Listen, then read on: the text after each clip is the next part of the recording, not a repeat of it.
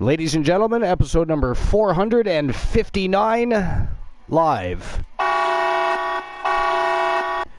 Welcome to a special edition of the Archiverse TV tonight. Well, first and foremost, as you know, we're going to be cutting back from 2 shows a week, or 2 live shows per week, down to 1 live show per week, which is going to, in turn, make YTD Academy that much more important because people truly are going to have to compete at their fullest if they want to make it over to Wrestle Wars Genesis. And, of course, we're also going to still hold tournaments.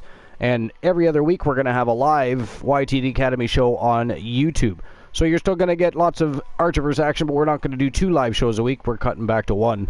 Tonight is going to be like the Clash of the Titans. We are going to unify WCW and YTD Academy Championship belts. So there's going to be championship action all night long as YTD Academy champions defend against the WCW champions that are going to be unifying with YTD Academy. So it's going to be a very interesting evening. We're going to have a look at the dirt sheets. Lots going on there. So far, what I've seen, Stone Cold Steve Austin explains why he didn't have a wrestling match at WrestleMania 39. There's backstage news on why the WWE is booking the LWO to be dominated. Big E addresses his update on his broken neck after a 1-year scan. So lots going on there. And, of course, I've got a list for later when we're at our Between the Ropes segment. So lots to do, lots going on, lots of championship action, and, of course, a couple of matches to kick the night off. So lots to do. But before we get started, I'm going to open up my dashboard because I have no idea who's in there right now or who could be doing very villainous things with channel point redemptions. People with far too many Archiverse bucks, by the way, like Glenola, for instance. Like Mr. T. The Turret Man has far too many points. It is ghastly. I mean, we should, you know what? We should actually ban Mr. T for having that many channel points. Like, does he not have anything better to do? Show up and watch the show all the time and collect points? Back. It is disgusting. He has a wife. All right. For some reason, oh, there we go. For some reason, it would not let me open my dashboard. Whoa. Oh, no, I heard myself. We can't have that now. All right, there we go. What, honeybee? All right, so we're going to get right into the dirt sheets before we do anything else. I'm actually curious. I don't actually know why Steve Austin decided not to have a match at WrestleMania 39, so it's new deets for me as well. So let's have a look.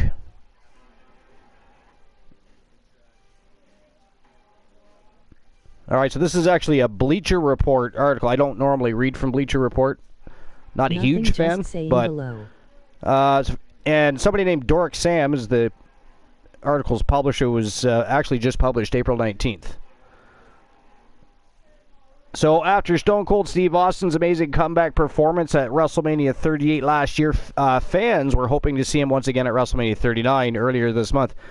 Actually, I'm pretty sure I was one of those fans. Was anybody else hoping to see Steve Austin at WrestleMania this year?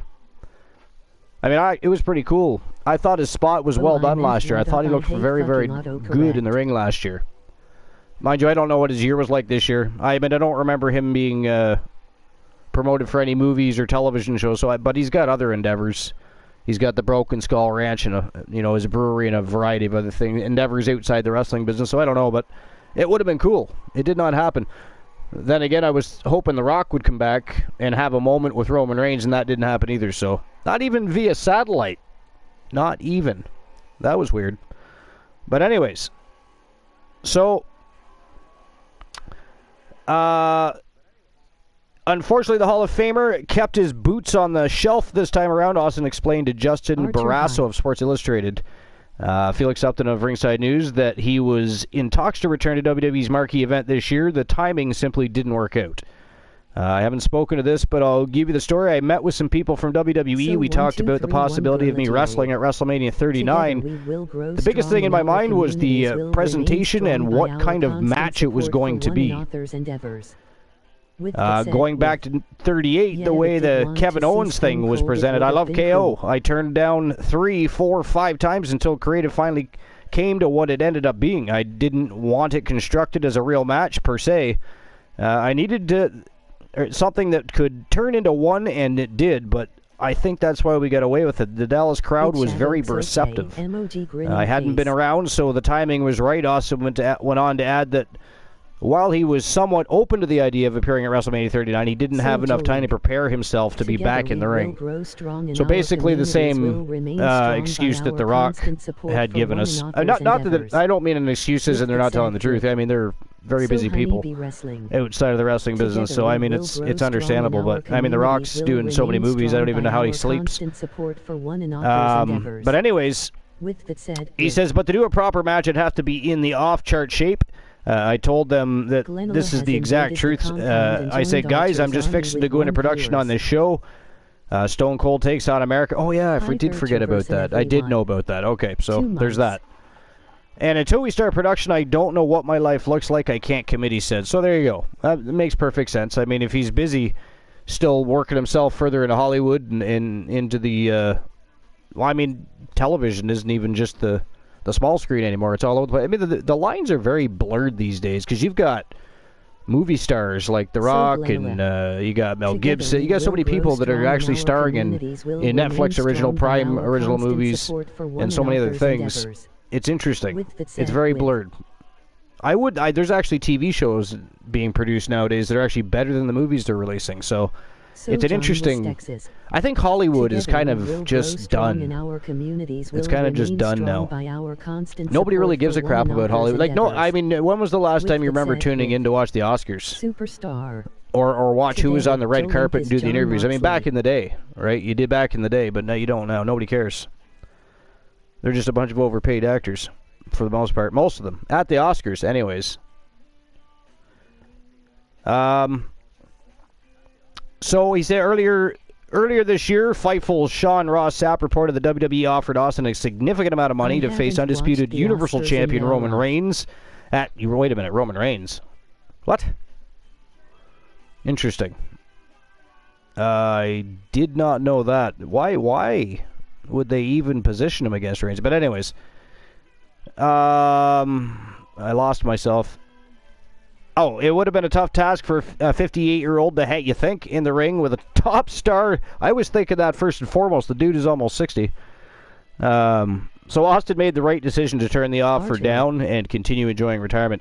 I mean, don't get me wrong. He could get in there and rough it up with him, but he's not going to wrestle no hour match with Roman Reigns or 40-minute match with Roman Reigns. It's not going to happen. So it would just be really a waste of a WrestleMania spot for the Universal Championship, in my opinion. But, I mean, I don't even like seeing Goldberg do it. 1, 2, 3, 1, but I step on toes there sometimes because a lot of people love Goldberg. I've never been a big Goldberg fan. I mean, he's hurt a lot of people. He's unsafe. I mean, just ask Bret Hart. And there's a slew of others, not to mention. All right. Glenola, is that you I hear sneaking in? Yep. Welcome in, Glenola. What's going on? Not much. So, were you going to play Fall Guys? Because I know you were talking about it I was going to play some Fall Guys, but well, we ended up just not putting any subs to extend the stream-a-thon or subathon. John was Texas. Hey. Yeah, my 8 hours was up. Right. Okay. So, what game did? Because I didn't make it to the beginning of the stream. What game did you start with? Transformers Devastation. Oh, I did see that. Actually, you know what? My grandson was here, and he was crawling towards the phone because he actually saw the Transformers. I do remember. So that was you. Okay, so I did have your stream up at that point. Funny thing is, he must have turned that stream on because I didn't have you up at that point. I was like, our daughter-in-law was here, wife just got home. Like, I wasn't paying attention to anything on the internet at all. But, yo, Joe Link! What's going on, my friend? John in West Texas is in the house. Honeybee Wrestling is in the house. What's going on, guys? Welcome in. Going to be an interesting... Girly Girls in the house. Well, you beat Soul Embers again. Good for you.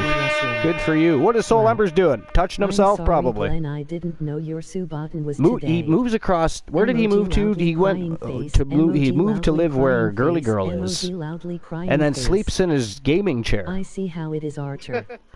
That one's still messing with my head. I can't figure that one out. Your dick is hard enough that you got up, left homeland, and traveled across state, and moved in with a chick, and you sleep in a chair. Not much honeybee wrestling. Just I don't know. At the moment. Am I the only one that finds that weird? No. Okay. I want to make sure I'm not the only one. Oh, look at this. Together we will grow strong. Joe Link is John Moxley today. Strong by our constant support for one another's endeavors. Did anybody else do it? With that said, nope. Oh yes, they did. Today, Honeybee Wrestling is Big E. John in West Texas is Kenny Omega. I'm not playing because I'm going to get a check now. Everybody else is getting good wrestlers. I'm going to end up being Lita. It's not. You had to say that. Why did you get it? Trish Stratus. Wow, you got Trish Stratus. See, I don't want to play now. Today it's Shadows. Yo, Shadows! Shadows is in the house. Life is great is in the house. What's going on, guys? Welcome in. A lot going on tonight. Shadows, Tony Stone. I apologize, but Tony Stone's going to fight twice tonight. Honeybee Wrestling, as is Honeybee. Hey, you know, when you're at the top of the food chain, sometimes there's a lot of other predators looking to challenge the king of the land. For you two, that is the case tonight. 2 matches, 1 night, both championship matches. That's got to suck. He don't have to. That's got to suck. Tony Stone does not have to participate. Tony Stone does not. He could. That's right. He could. He participate. Right. Whoever it is wins the title. Stone, everybody's happy. He could just, you know, decide he doesn't want to take part in that match, give up his spot. You know, hey, you know what, Shadows? You could give up your spot to Archer. No, actually, Archer's already got a match. He's probably going to lose that anyway. Well, because of what's been going on at YTD Academy and how we feed over through title changes and stuff like that. So, yeah, he was automatically paired against Hollywood Hogan tonight. Hollywood Hogan's been winning everything. I'm not excited at all. And I just left it because it's not a bad match. For Archer, anyway. I don't know. We'll see. I'm looking we shall see. Oh, dude. You know what? Everybody knows is champion versus champion all day long. So let me just go over exactly what tonight's lineup is. All right, so the first match of the night is an Extreme Rules tag team matchup. We're going to start off with Weapons of Mass Destruction. And it's going to be, I believe it's Big Bubba Bruno and Mitchell Vaughn taking on Demolition. Second match of the night is Falls Count Anywhere. It's Elijah Archer versus Hollywood Hulk Hogan. Third match of the night, triple threat matchup. It's for the Women's Legends Championship, which has just been put into circulation. China's the inaugural champion and reigning defending champion. Going against Beth Phoenix and almost said Gim Kale. Jesus Christ, here we go. Gail Kim, however, and China. Did you see the dark match? Fourth match of the night is a tag team elimination matchup. Winter Storm versus the Outlaws. That's for the YTD Academy Tag Team Championship. Unification with the WCW Women's Tag Team Championship. These are all unification matches, so I'll just get that out of the way now so I don't have to keep saying it. Next match on the list is Akira Blade versus Alice Blade. Mother versus daughter battle. Yeah, tag team champions going to war as they battle over the U.S. and Women's Pure Championship. So that's going to be a fun one. That is a ladder match. That is a ladder match. I wonder which one hits who. Do you think the daughter smashes the mother in the face with the ladder? Or do you think Akira takes that son of a bitch and just rams it right up her wazoo? I mean, I'm okay with either, but which one do you think happens first? If you were to bet? If we had a betting line open on it, WW has done. I'd have to say probably ladder going up the wazoo. The ladder going up the wazoo. Is that because you'd rather see her stick a ladder up her daughter's ass, or just because you don't want to see her be cruel to her mother? I mean, it's okay to be sentimental, you know. You have a moment. Be the first thing that happens. True. Fair. All right, so the next on the list is Honeybee versus She-Fiend. So that's going to be a smoking hot one. These obviously for the YTD Academy Women's Grand Prix Championship. Next is the Creed Brothers versus the Wolfpack for the YTD Academy Tag Team Championship. Next, Alan Severn versus Tony Stone versus Christian Hart and this is a submission match for the Pure Wrestling Championship. And then last but not least, this is a Trinado Trap Tony Stone again versus Joe Lincoln versus War the Machine. 3 champions in one match, all going to war. No pun intended. I mean, that's going to be a good match. It is literally the YTD Academy Grand Prix champion versus the, well, for now, WCW World Champion versus the Wrestle Wars Genesis World Champion in a tornado trap. Nobody can escape the ring. The only way to escape the ring is to either win or lose. WCW or pin or be pinned. The tornado trap, aren't those elimination rules? It is elimination rules. Yeah, that's what I mean. The only way to the only way to escape is to pin or be pinned. 3 men enter, 1 man leaves. Exactly. 3 men enter, 1 man leaves, and not necessarily the same as he entered. So it is a badass lineup, to say the least. But anyways, that was interesting about Stone Cold. I didn't realize, I had actually forgotten that he was doing that show.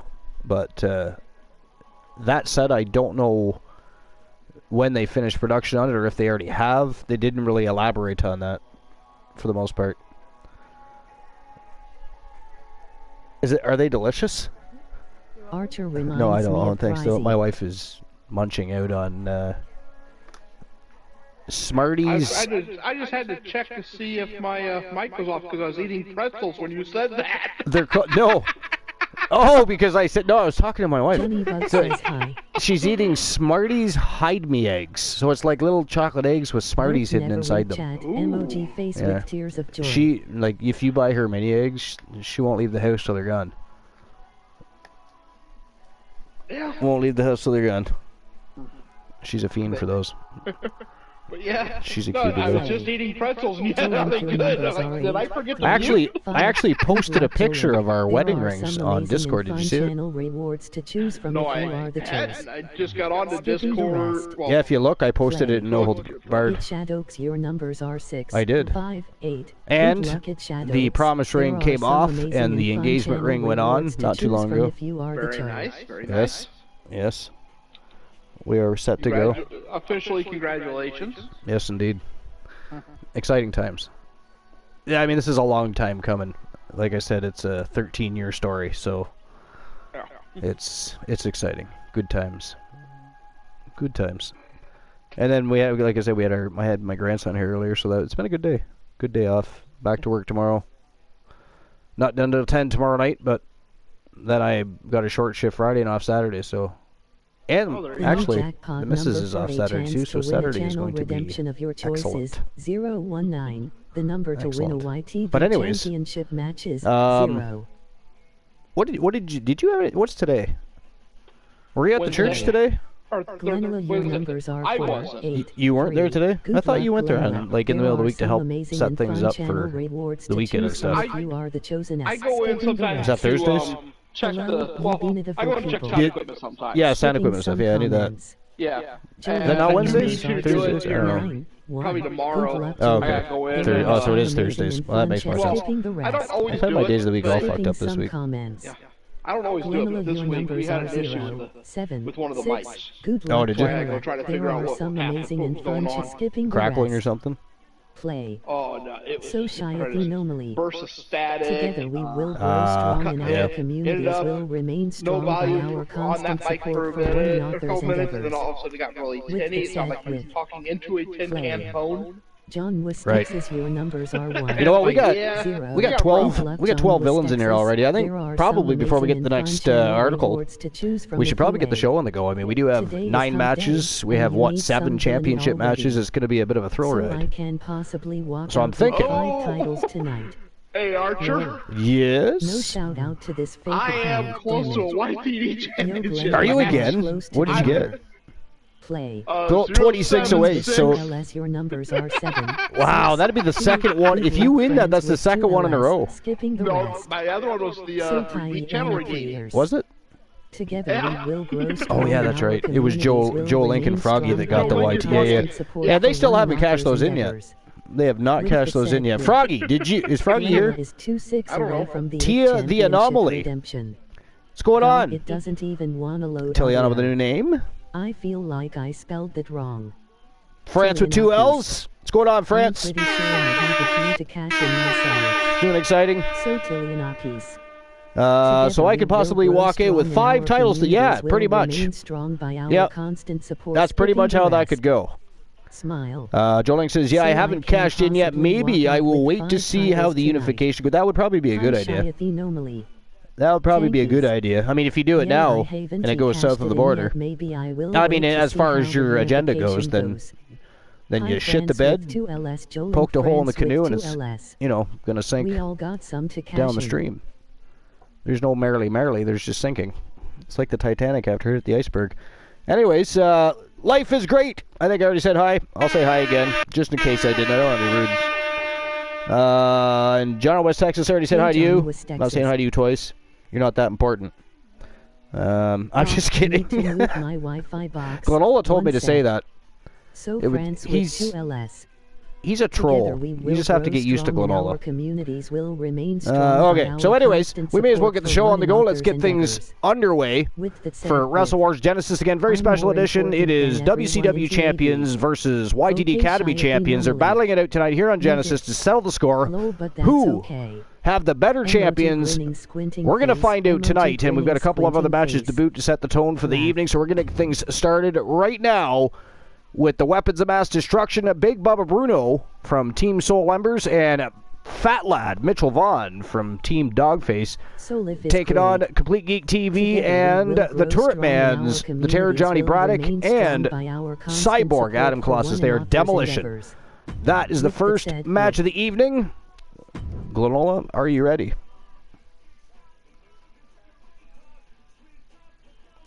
You got to take the mute off to speak, sir.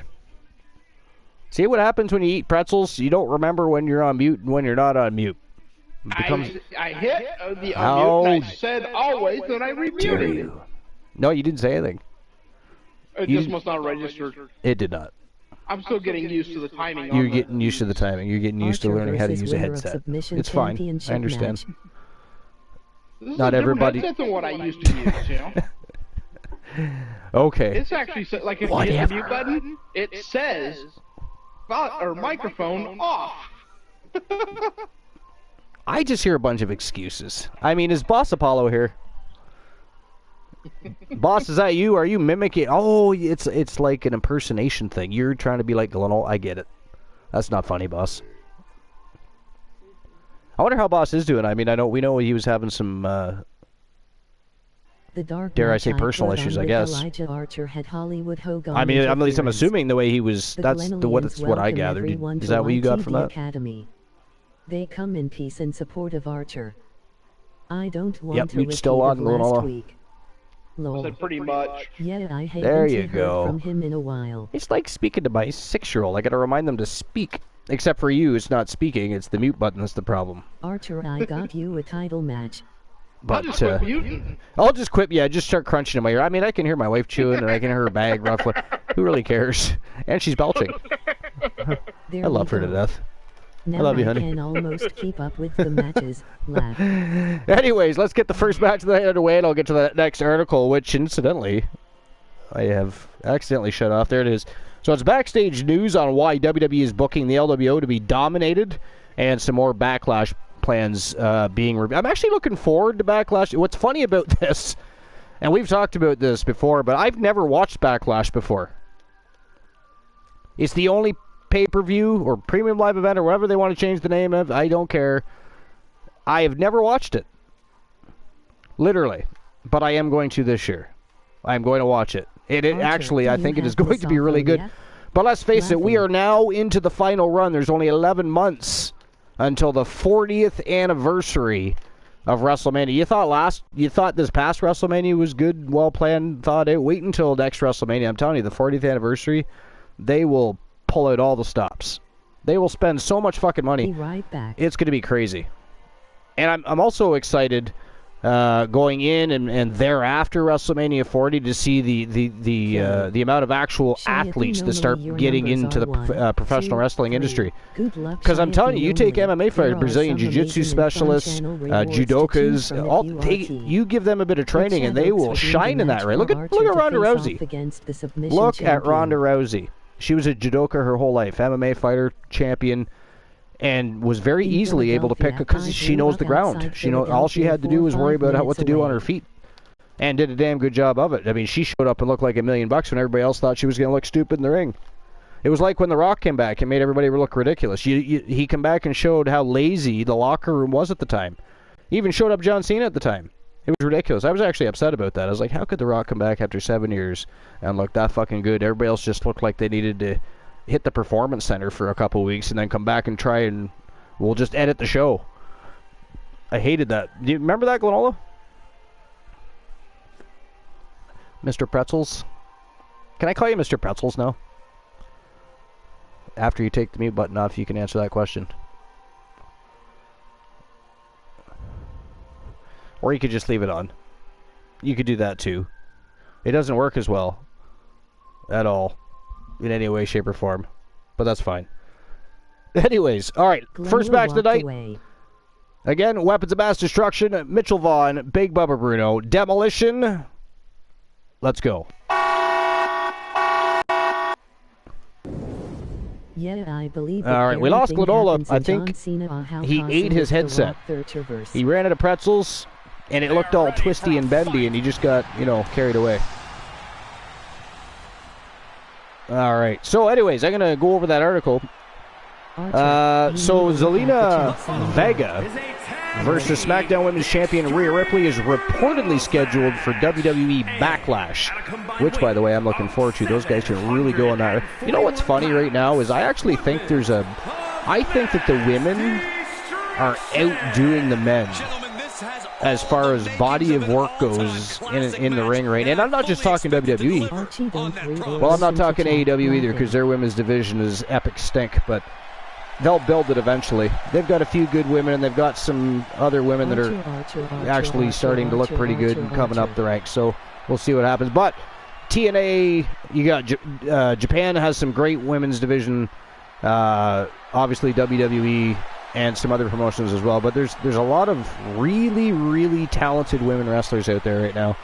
And in my opinion, there's a shortage of good male wrestlers these days, I think. That's especially as far as all-around good wrestlers. Like, you might have one that he's powerful and he can move in the ring well, but he can't talk on the microphone and he's got no charisma. It's like Lance Storm on fucking steroids or something. We don't want that. It's no fun. Anyways, so a new report from PW Insider notes that Vega versus Ripley is scheduled for a Backlash in a continuation of the feud between the Judgment Day and the LWO. The plan is interesting, as WWE has been slow to pull the trigger on interactions between Vega and Ripley, which they should, because it's going to make the final clash that much more intriguing, I think. That much more intriguing. But Vega has been backstage at recent WWE TV tapings and not even used to appear as part of the group at all times. It was noted that Vega was not used for the LWO angle at WrestleMania 39, following the match with, between 2023 Hall of Famer Rey Mysterio and Dominic Mysterio. Why do they keep saying that? They just have to keep reminding us that he was just inducted into the Hall of Fame. I mean, are we just going to refer to everybody as that now? Like, every time we mention Hulk Hogan, we're going to call him Hall of Famer. You know what? I get it, like, sometimes when they say it about Ric Flair, but they don't talk about Ric Flair all the time. He's also not an active wrestler. Rey Mysterio is literally still an active wrestler. Right now, I think he's maybe on some sort of Legends deal now, but I don't know exactly what his... Actually, I don't know what his deal is right now. I would think he might be going into Legend status if he's Hall of Fame, but what do I know? But yeah, I don't know. Hall of Famer, Rey Mysterio. Hall of Famer, Andre the Giant. I mean, we're just going to call them all Hall of Famer while we're talking about them, I guess. Jeepers, it's weird. I don't know. But anyways, Ripley was preparing for a match with Charlotte Flair, but it doesn't make much sense why they haven't used Vega at recent shows.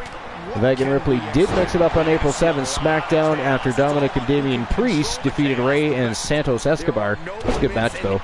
I actually like Santos Escobar. It's too bad they used him to squish the duo. But anyway, but that's about it. There's also been a lot of speculation on why WWE is booking LWO the way they are. Basically, the LWO being manhandled and dominated for the most part. This new report notes how this is all just part of building up the Judgment Day for Backlash is part. See, I get that. And then, of course, they're going to build the part of the storyline with Rey Mysterio and Bad Bunny. Don't even get me started on the Bad Bunny thing. I'm just going to forget that I even just read that. I'm going to move on to the next paragraph. Because remember the last time we did this? I mean, you're right. So I can't do it. I'd be mad. Anyways. A joke time? Yeah. Show just started. You all want to hear jokes already? We've already voted in the chat. And next week we're doing an Archer Appreciation Show. Oh, we are not doing a fucking Archer Appreciation Show. See what? You are banned for the first match. Why am I banned? I can't be banned for the first match. It already started, but why am I banned? Or was you banned for the second match? Why? There was a jar. A jar. Oh, who did that? Life. Can somebody ban Life, please? Joe Link, can you ban Life, please? AKO or something. Life, that is not funny. The show I was right in the middle of an article. It is not, why are you laughing? It is not that funny. It is, what, y'all know that you can do that to Glenola too, right? I mean, I can invite other people onto the show. It's not really that big of a deal. There's two of us. Two, Glenola, Archer. How hard is it to get on the broadcast? Is it because the A is first on the goddamn keyboard? I hate QWERTYs.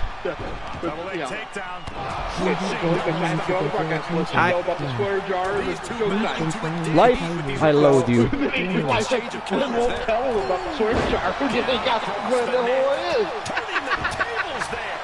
That is ghastly.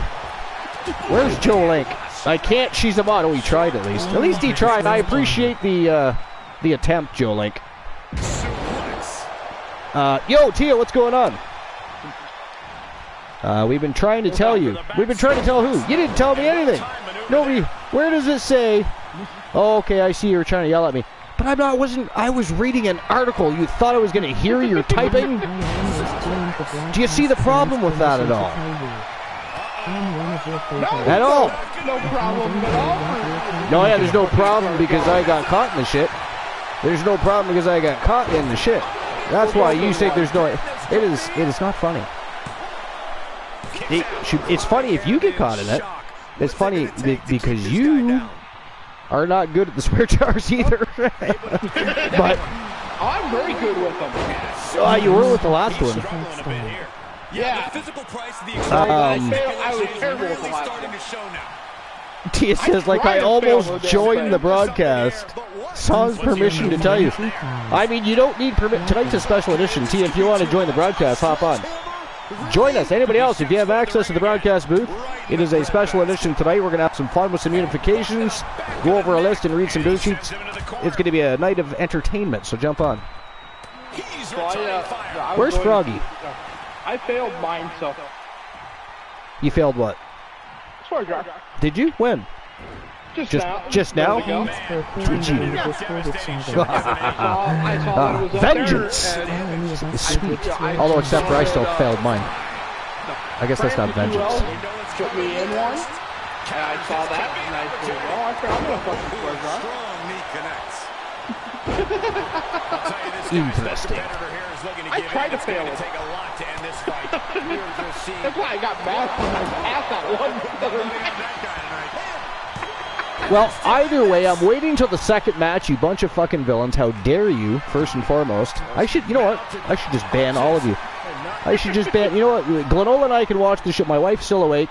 We'll enjoy the show. You guys should go to somebody else's fucking channel. You bunch of bastards. I hate all of you. Equally, by the way. And it's still early in the show. We're just getting started. Imagine when everybody else shows up. You know what? We should just disable all of the channel redemptions. We'll disable them. Or any, you know what? Oh, we can't send individual people to other channels, can we? That would be fun. Can you imagine if we could just send somebody to some random channel? Take that, asshole! Bye-bye! Do you remember the time we sent the whole channel to... Where did we send them? I don't even remember. Did we send them to Cools? No, it wasn't Cools. No, it wasn't Cools. Cools on the broadcast. I forget where we sent them. but they didn't think I would do it. And I was like, oh, yeah? So finally, well, it wasn't really a banding, though. Was it Dave Demented? Oh, yeah, it was. It was Dave, because he was playing that farm simulator. Yeah, he was. Oh, nope, Joe Link said it was Cools. Well, how dare us not know what we're talking about. I could have sworn Cools was on the broadcast with us when you did that. I can't even remember. What? It could be. Joe Link does better without... Life says do it, you won't. You shut your mouth. You keep your fingers still when you're typing to me, Life.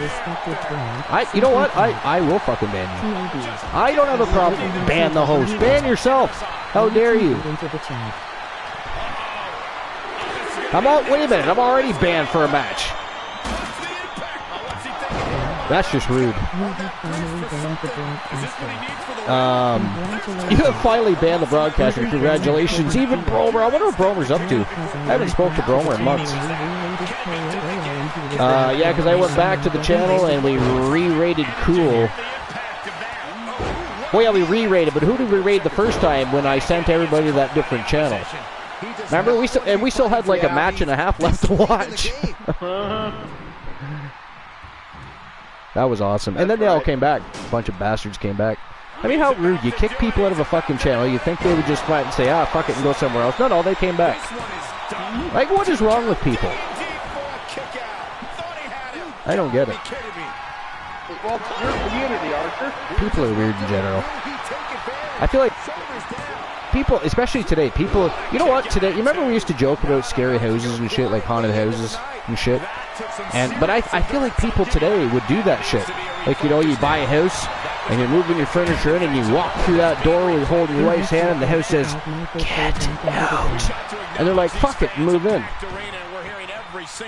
I would. I mean, if my, no. See, if I walk in my motherfucking front door and my house says, I don't care if it says, get out, welcome, how you doing, kiss my ass.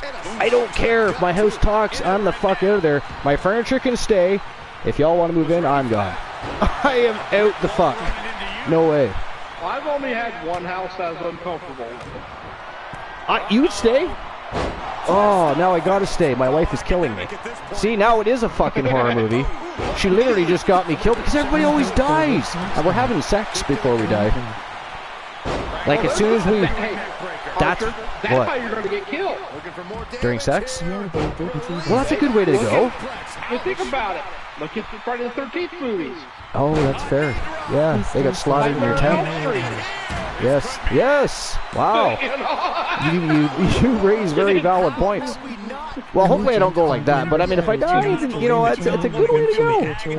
I gotta be honest. It's a good way to go. Hey, Tia. Well, yeah. Well, we're talking about, like, if you buy a house and or move it in, and the goddamn house starts talking to you. You know, I was just saying, I'm not one of those people that is...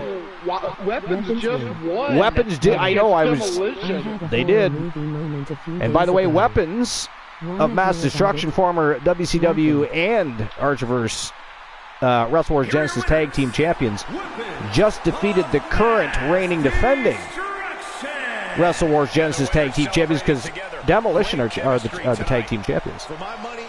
So that is a huge victory for Big Bubba Bruno and Mitchell Vaughn from Weapons of Mass Destruction. So congratulations to Team Dogface and Team Soul Embers. Great way to start the night. That was a battle and a half and a big win.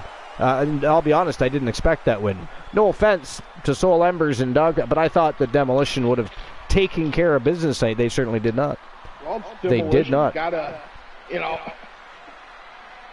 can't underestimate Demolition. You can't. But tonight, I would say they most certainly didn't. They most certainly didn't. All right, anyways, let's move on to the next match of the eve. And hi, Tiliana. All right, here we go. Next match of the evening. Falls Count Anywhere matchup. Elijah Archer, the One, versus Hollywood Hulk Hogan.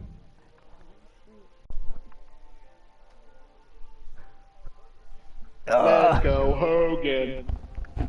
Let's go, Hogan. We all know Archer's gonna choke. Well, he can't even hear it when the crowd's screaming his name, so... How rude. So what do you want to talk about Cody Rhodes' voice? At least he has his headphones plugged in today. That's not funny. That's not funny. I can still hear you. I didn't go anywhere. Like, hello? Did I say I'll be right back? Did the match start? Did I accept my... Oh, I see. You fuckers thought I was already taking my banning, eh? Talking behind my back. Hey, talking Archer, smack. If I didn't think you were here, I would have said it. That is rude. You know, that is rude. I got feelings, you know. I got feelings. And you're tugging on the strings. It's like you're playing a harp. It hurts. Ow. I got a feeling. I got a feeling that tonight's gonna be a good night. Hey Archer, you gotta admit one thing. I'll say it to your face. I won't say it behind your back. Okay, fair enough. All right. And if he does, he'll screenshot it. By the way, Tia, have you seen much of the Archerverse 4.0 yet? We've had quite a few shows already. We've had a couple. We've had a couple tournaments.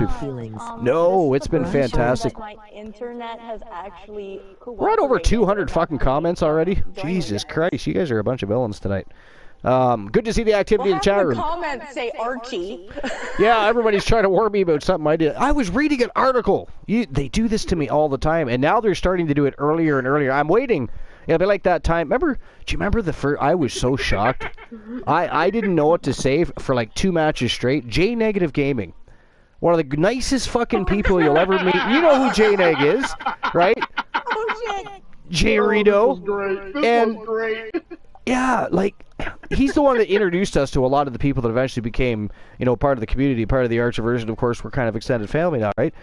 So, he's one of the nicest guys you'll ever meet. Great streamer, RPG streamer, variety streamer, everything, but his little boy is so cute. Don't worry. Yeah, he's such a cutie. But he, of all people, he sneaks in while I was in the middle of reading an article. And I saw his name pop up, but I didn't read what it said right away because I was still reading the article.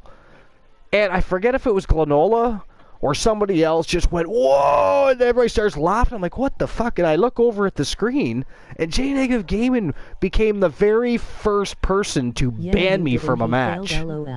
I couldn't no, and those channel rewards had been there for weeks. I think people were initially afraid to start using them.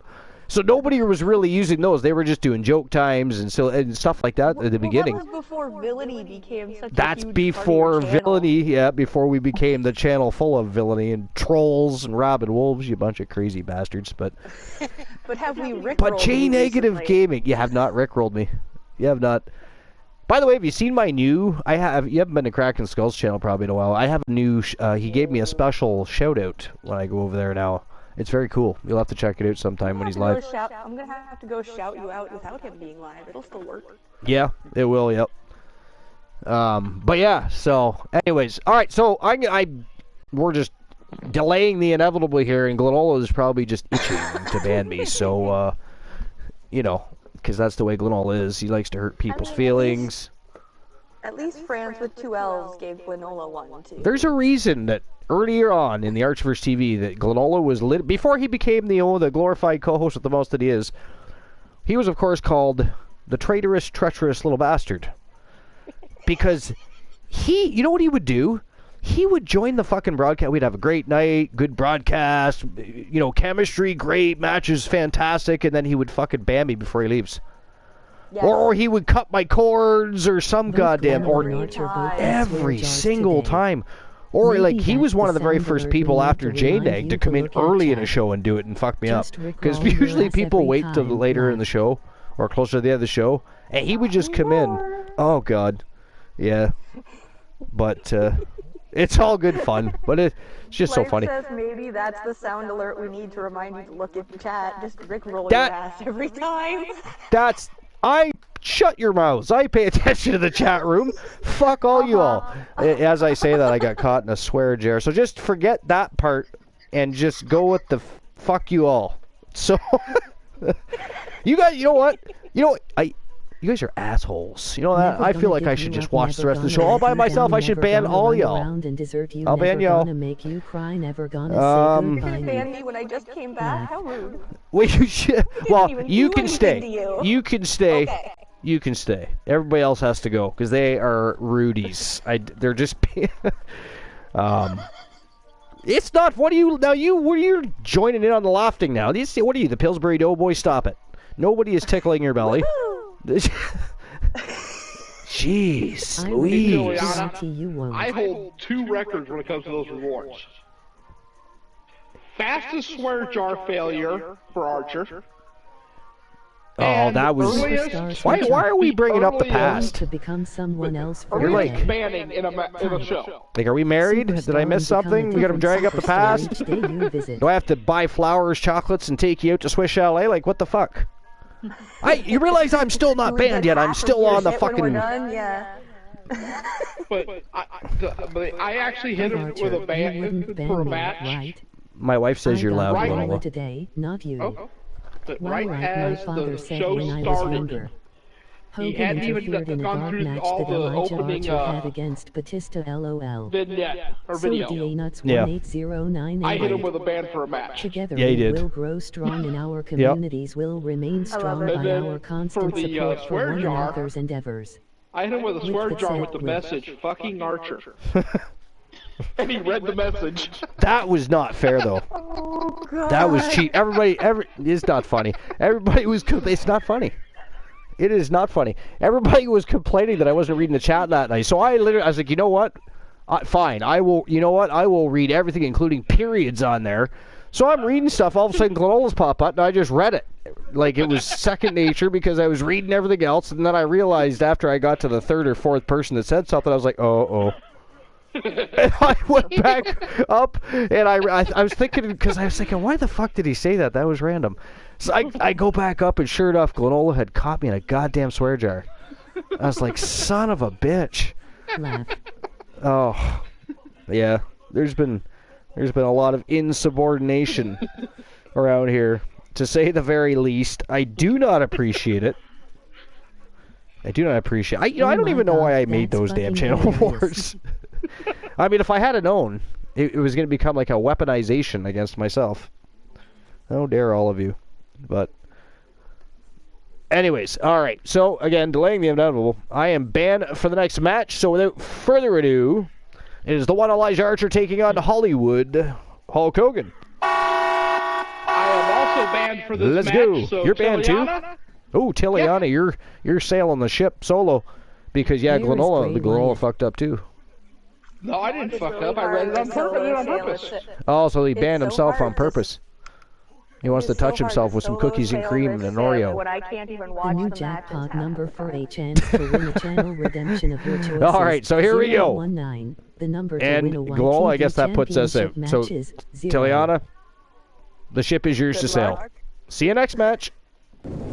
If your mods aren't your worst enemies, how Anyone could you else call hoping us this match friends? goes really quickly? Laughing.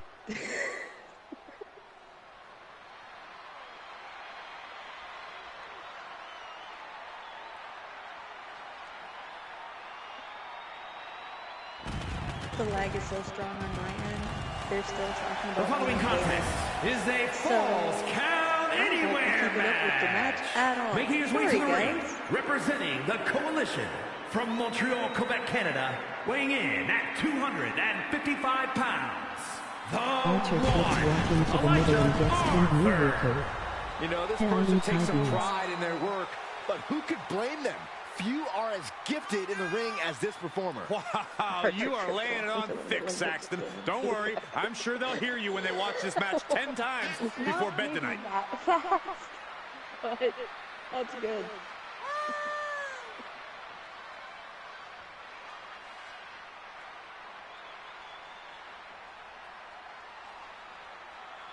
He said he'll steal the show here tonight, and he looks more than ready to deliver on that This promise. new 4.0 stuff looks really good. I changed his entrance and it keeps showing his old one emoji face with tears of joy. Hi, Kaya. Hi, friends with 2 L's.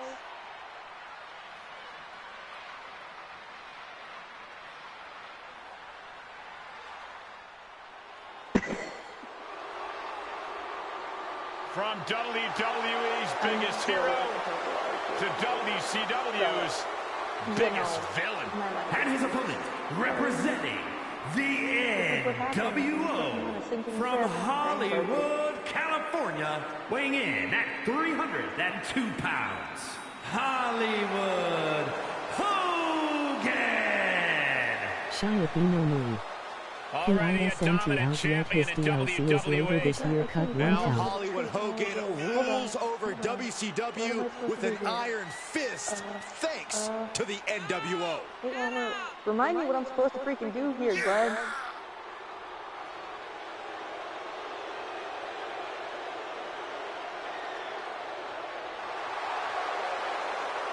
Unmatched success in sports entertainment. Unmatched box office power and unmatched physique. Cole, what you gonna do when Hollywood runs wild on you?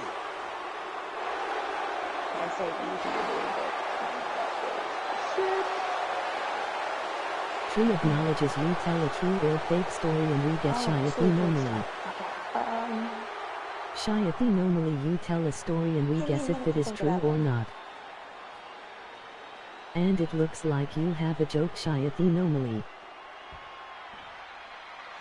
Being a WWE superstar requires a lot of physical talent. But on nights like this, in a no disqualification match, it's clear that creativity and imagination are equally important. Oh, there's no doubt about it, Michael. If you can imagine a weapon, see an object, or recruit an ally, you can change the course of this match in a heartbeat.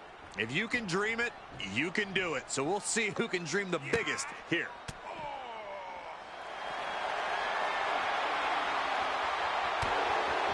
Armringer into the Kimura. Beautiful side suplex. Slips out of the way. Boom, what a punch. Reversal. Can he take advantage?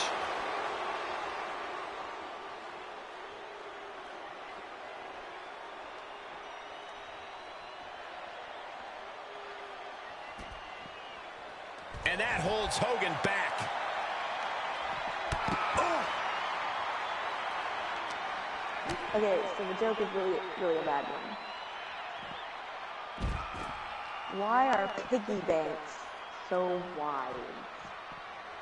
And another one. Incredible. Cover. No, a kick out. This isn't even close to over. Chop. They have a lot of sense. Abdominal stretch. It's locked in. This is a great way to wear down your opponent.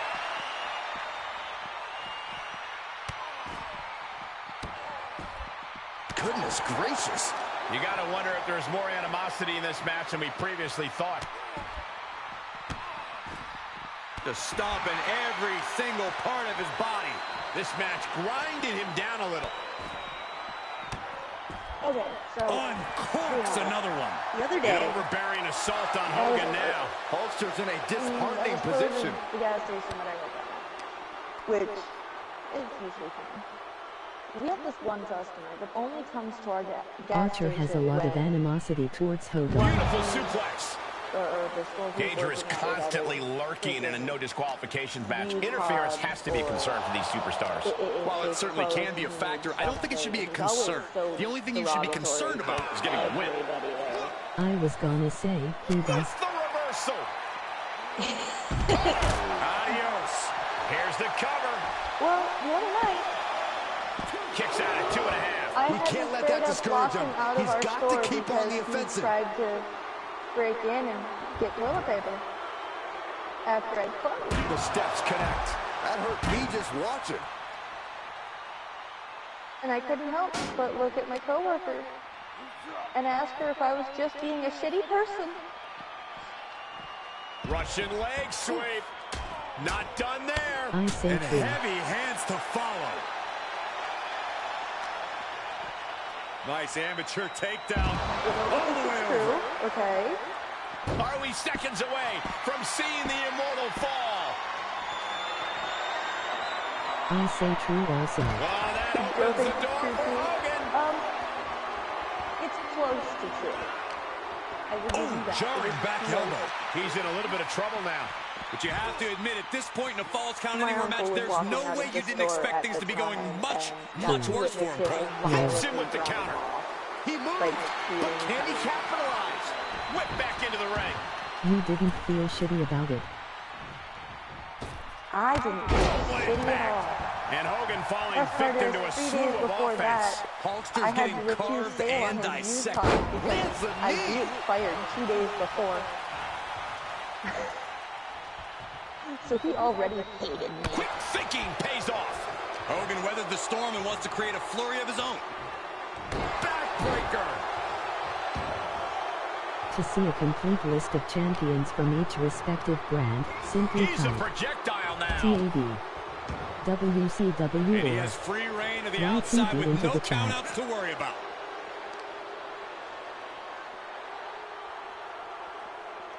Power slam. Good night.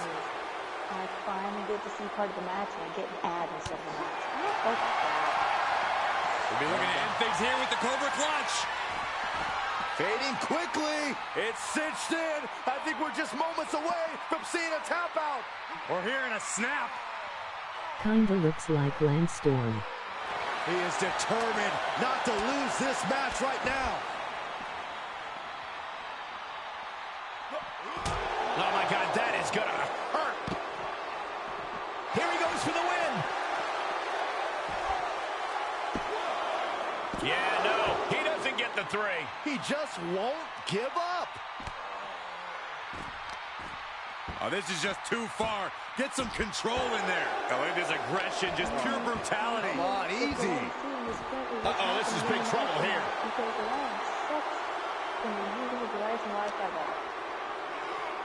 And he throws the opposition back into the ring.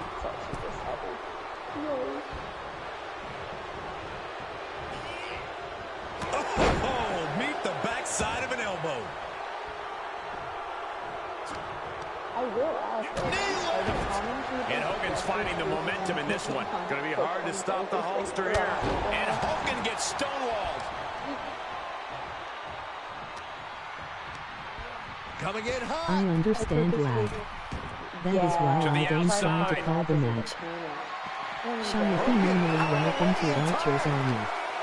Bye guys. Run out of ringside and back to the mat. Ads. Hogan winning that exchange. This is Boondock safe. That's just a beatdown. And just a high proficiency What you going to do when Hulkamania runs wild on Archer? Big leg drop. Hogan might have just ended this one. Fuck the match. And he's still in the game. I would have bet this was won after that last hit.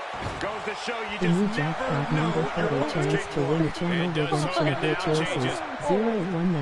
The number to win a Raw TV championship match is 0. Did Hogan get And enough of it? I mean if that's what you're into, that's what you're into. Just kicked out. Lol. Can you imagine Okay, how Hulk much Hogan. escaping that pin must have cost him? I can.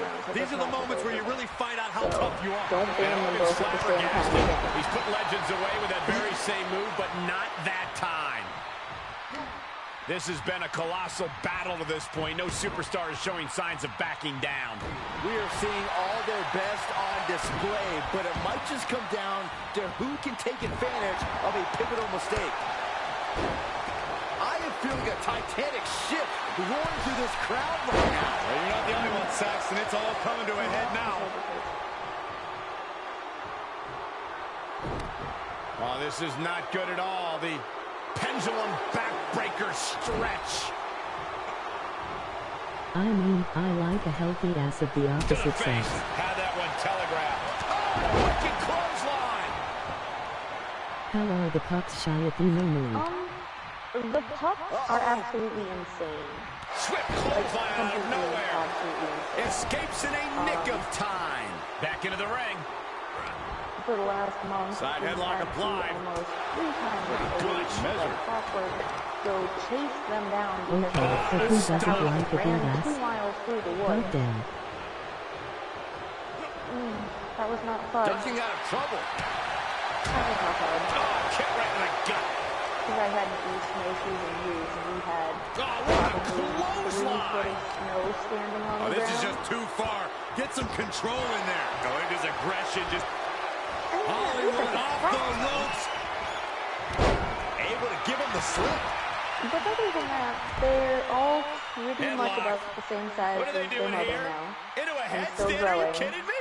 So that's After fair. going over the snow, from grandma's You can house sense they it. go. This crowd is on No, pins that's and pretty much needles. how it The works, Glenn. WWE Universe is ready That's to pretty much how it erupt. works. The worst part is only what's happening is if there's only one of them who can catch them. But when they all decide that they are going to escape at the same time, screw the money Listen, chair. that should have ended things. And look at his face. At this point, you have to believe he's losing some faith in himself. That's looking for Elijah Archer. Thankfully, I think the Right snow now, the melted. snow is melted. Yep, I've been but looking. Here's this is Hogan northern sent Wisconsin. flying. We can't guarantee that we aren't going to get more And he snow. heads So down the solid ring. No Cowboys. countouts. No worries. Together we will grow strong and our communities will remain strong by our constant support for one another's The thing endeavors. isn't, like, I live With the close sad enough to the flip. lake that we get lake Weapons effect, did great. so How solid Cowboys. With this build, trying to help you stay in trying shape. to help you stay in Excuse me, shape. Glenn. Get like so Round is solid. safe. That's gotta be it. Team Joey. 2 count. So solid Cowboys. Exhausting match, but Together we will victory. grow He'll strong save and her our forever. communities will remain Yeah. strong by our constant support for I have one another's returned endeavors. and a big win for the one. Elijah Archer, just saying. All right, you know, to be honest, I said earlier to Glenn, I said, I don't know, Hogan's been on a bit of a tear. He's been Legends champion even. I mean, I think he might actually beat Archer, but Archer proved me wrong tonight. Looked good in there. And he certainly We proved told himself you, a Archie. superstar Sir to Jack, this one. the greatest. But at the end of the day, this is what it's all about. Winning and making money. In that order. You just have to root against The Archer and only he'll month start winning. WI You know what I don't has get, though? gotten snow I is July. changed his entrance, and they keep showing his old, and I don't know why. I have no idea why. Like, his entrance is completely different now. I can't even explain to you how weird that is for me. You're wrong. We've gotten snow in July. Over here, we haven't gotten it in August, but we've gotten it in July. Yeah, I remember once when I was younger, there was a freak snowstorm in July. It got real cold, and that was kind of strange. And then, of course, there was a summer where it was probably the first or second week of June before the snow actually disappeared. But it's been a long time since that happened, though. Well, you're also in Canada. And yes, I Exactly. pronounced it wrong. There actually is a place called Canada. Canada? It's near Ottawa. Oh, Jesus. Yeah.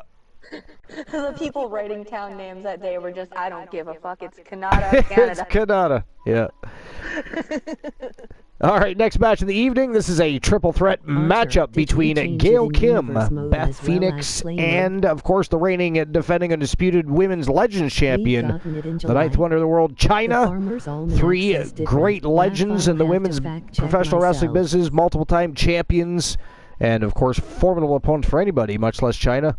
What do you guys think? If you had to bet on this matchup, Let's go, Gail. yeah, Gail Kim. You would go with Chyna on this one? Okay. Glenola? I'm going with Gail Kim. You're Or Kale Gim. Gail Kim, yeah. I like to butcher names. It's a hobby of mine. I But gotta no. go with the I newest watched member of the Chyna Wolfpack Gals. biography that Oh was yeah, very that's right. sad. You guys acquired Gail Kim. You know what? The funny thing is, I actually want to go with Gail Kim on this one too. Beth Phoenix, I think maybe we might be underestimating. She could sneak in and win this thing, actually, to be honest. But and Chyna could always defend, but I don't know. I think I'm with Glenola on this one, and I'm a big Gail Kim fan. Big Gail Kim fan. So.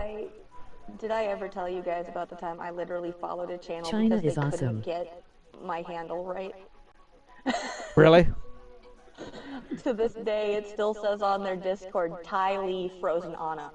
Tylee Frozen Anna? Nice. And then you got us, we just call you Tiliana. Yeah. Yeah. I mean, we I'm know used to being differently. called We Tilly. we know differently. But it's like Froghemoth legs. Right. that is calling that it's Froggy Mothlegs, goddammit. Because otherwise, it'd be like bullying a member of the amphibian species. It'd be calling him a fat frog. That's not nice. That is not nice. So clearly, that wasn't the exactly frog. He moth legs. Exactly. See, little he knows. He's got the vibes. All right, but here we go. I'm going with Gail Kim, too, so let's go. Next match of the night, Legends Championship on the line. Gail Kim, Beth Phoenix, and Chyna. Let's go. Anyways, like I said, I could only stay for that one match, and only because, well, it's better than dead air the whole time. Better than dead air. This is true. Together this is true. Both of us were the banning. Ghastly was that. Remain strong by our constant support for one another's endeavors. All right. Well, I got to get to the next article because I had decided to skip the Bad Bunny info. Yes. There you go. Well, you know.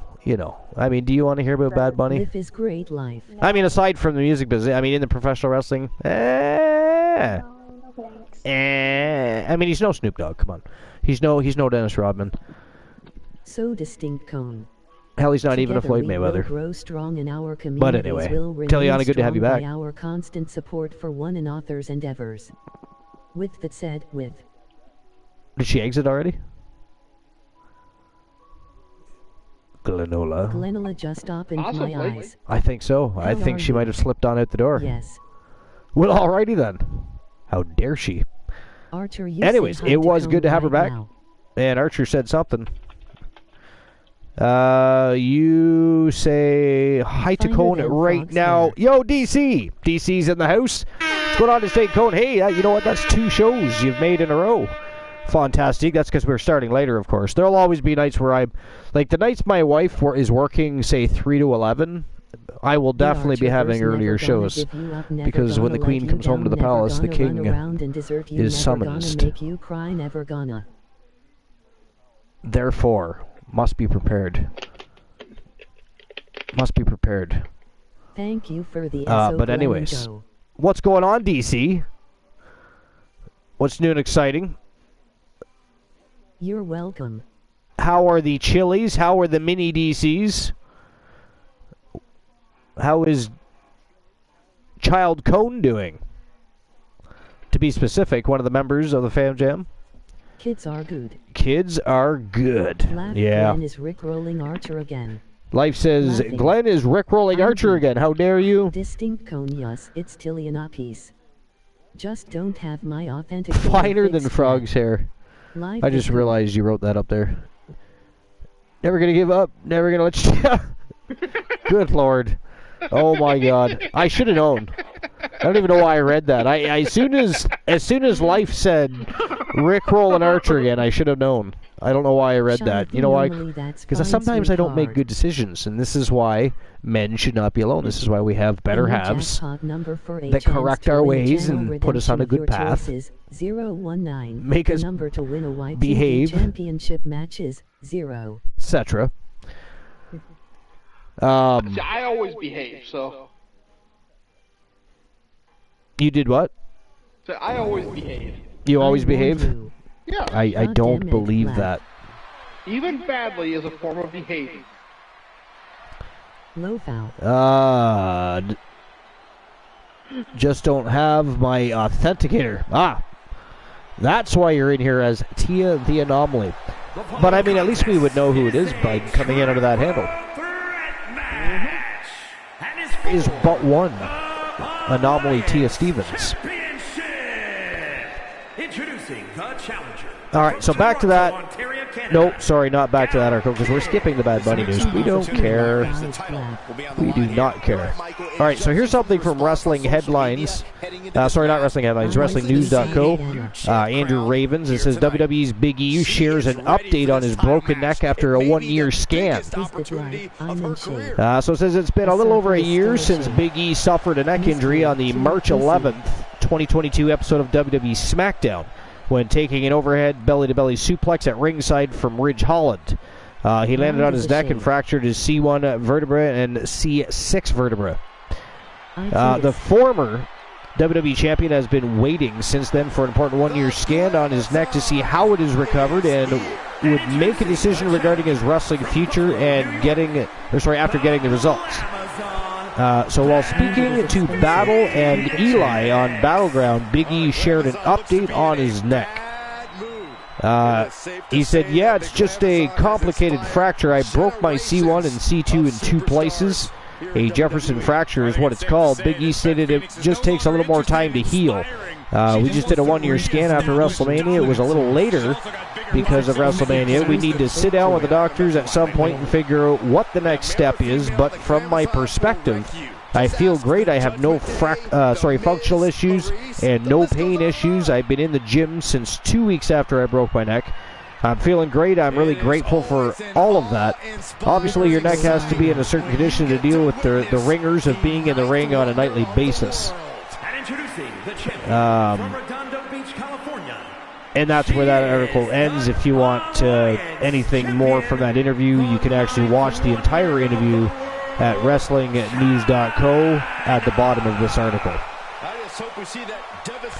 So good to know that Big E's doing okay and feeling great, and hopefully, for his sake anyways, that he's healthy enough and the doctors are able to clear him to continue his wrestling career. Otherwise, that's a sad way to have your career ended, I think.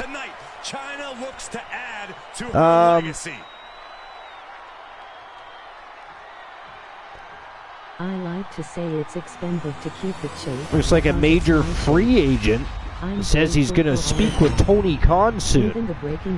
This is WrestlingNews.co again. Andrew Ravens again. So it says Kota Ibushi could be the latest wrestler to become all elite if talks with company president Tony Khan go well.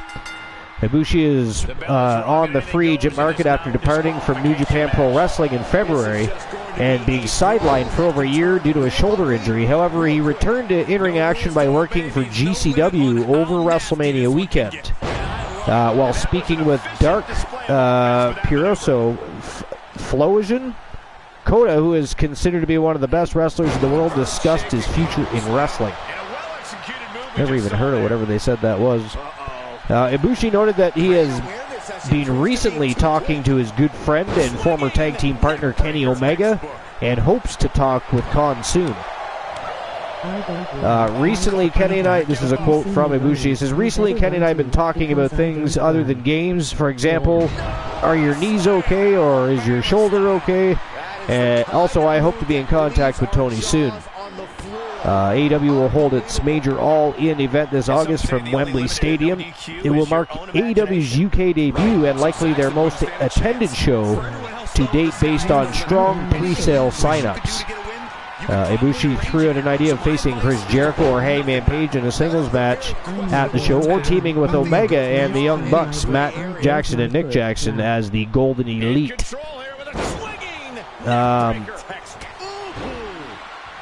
It looks like that's the end of that article. Kind of ended promptly there. Oh, impressive counter. DDT. All right, let's see here. Looking wobbly in the corner. And what looks like we got WWE releases expected as the company plans aggressive cuts. That's interesting. This is from about 11 hours ago. It's again Andrew Ravens, WrestlingNews.co. It says, following the news that WWE had agreed to be acquired by the Endeavor Group, with the idea for WWE and UFC to merge to create a new publicly traded company, there is concerns regarding talent releases and employee layoffs. Shortly after the acquisition was announced, Endeavor CEO Mark Shapiro stated that employee layoffs would happen since Endeavor already has people in departments that can handle things at certain WWE departments. As exclusively reported by WrestlingNews.co on our patron page last month, some people in WWE are worried about mass releases. While speaking to Lightshed Live, WWE CEO Nick Khan gave some insight into the expected cuts by giving a rough estimate. He said, and I quote, he says, if you look at what Endeavor was able to do and take out cost-wise from the UFC in 2016, or shortly after that deal was done. We have the same expectation here. We think $50 million is a really conservative number. We have integration terms or teams on. We're going to get those in shape. I think we'll have a better sense of it in about a month or two. We're going to be pretty aggressive with them to make sure that for our shareholders and for our company, our organization is as lean and mean as possible, and we're going to rely on the Endeavor flywheel to make up the rest. And it says, as of this writing, it's unclear when the cuts will happen. I'm going to guess they happen right before SummerSlam. Well, no, maybe not right before, but, you know, I'm thinking, let's see, SummerSlam is probably in August this year, is it? I don't know. Is it July or August this year? Does anybody know? Glenola, do you know? Can you Google that? Can you just fact check that? Impressive reversal there. Because I feel like right before SummerSlam sometime, even if it's a month or 2 months prior, would be a pretty good time to cut and save some money. Because from what I understand, from what I've read in a lot of different articles, SummerSlam is probably going to be a pretty big event this year as well. August 5th. Okay, there we go. Thank you. And that is why Glenola is, in fact, the co-host the most. He has overtaken Christian Cool and the Cool Kids. The Glenola-verse and the Glenalians have invaded the Cool-verse and overtaken his spot. But anyways, all right. So before I get to the next article, I'm just going to catch up on the chat here. The Glenalians. They are devilish creatures. Yo, Luke the Gooner. Luke the Gooner's in the house. What's going on, Luke the Gooner? What is doing exciting? How you doing? Hey, how's your universe going? How are shows going on over at the Goonerverse? You know, you should change your channel name to that. Instead of Luke the Gooner, the Goonerverse. John West, Texas says August 5th in Detroit. Oh, thank you very much. I mean, Global did get to it, but I appreciate that, John West, Texas. D's Nuts. What's going on, D's Nuts? My wife. Sorry about that. Couldn't help myself. Anyways.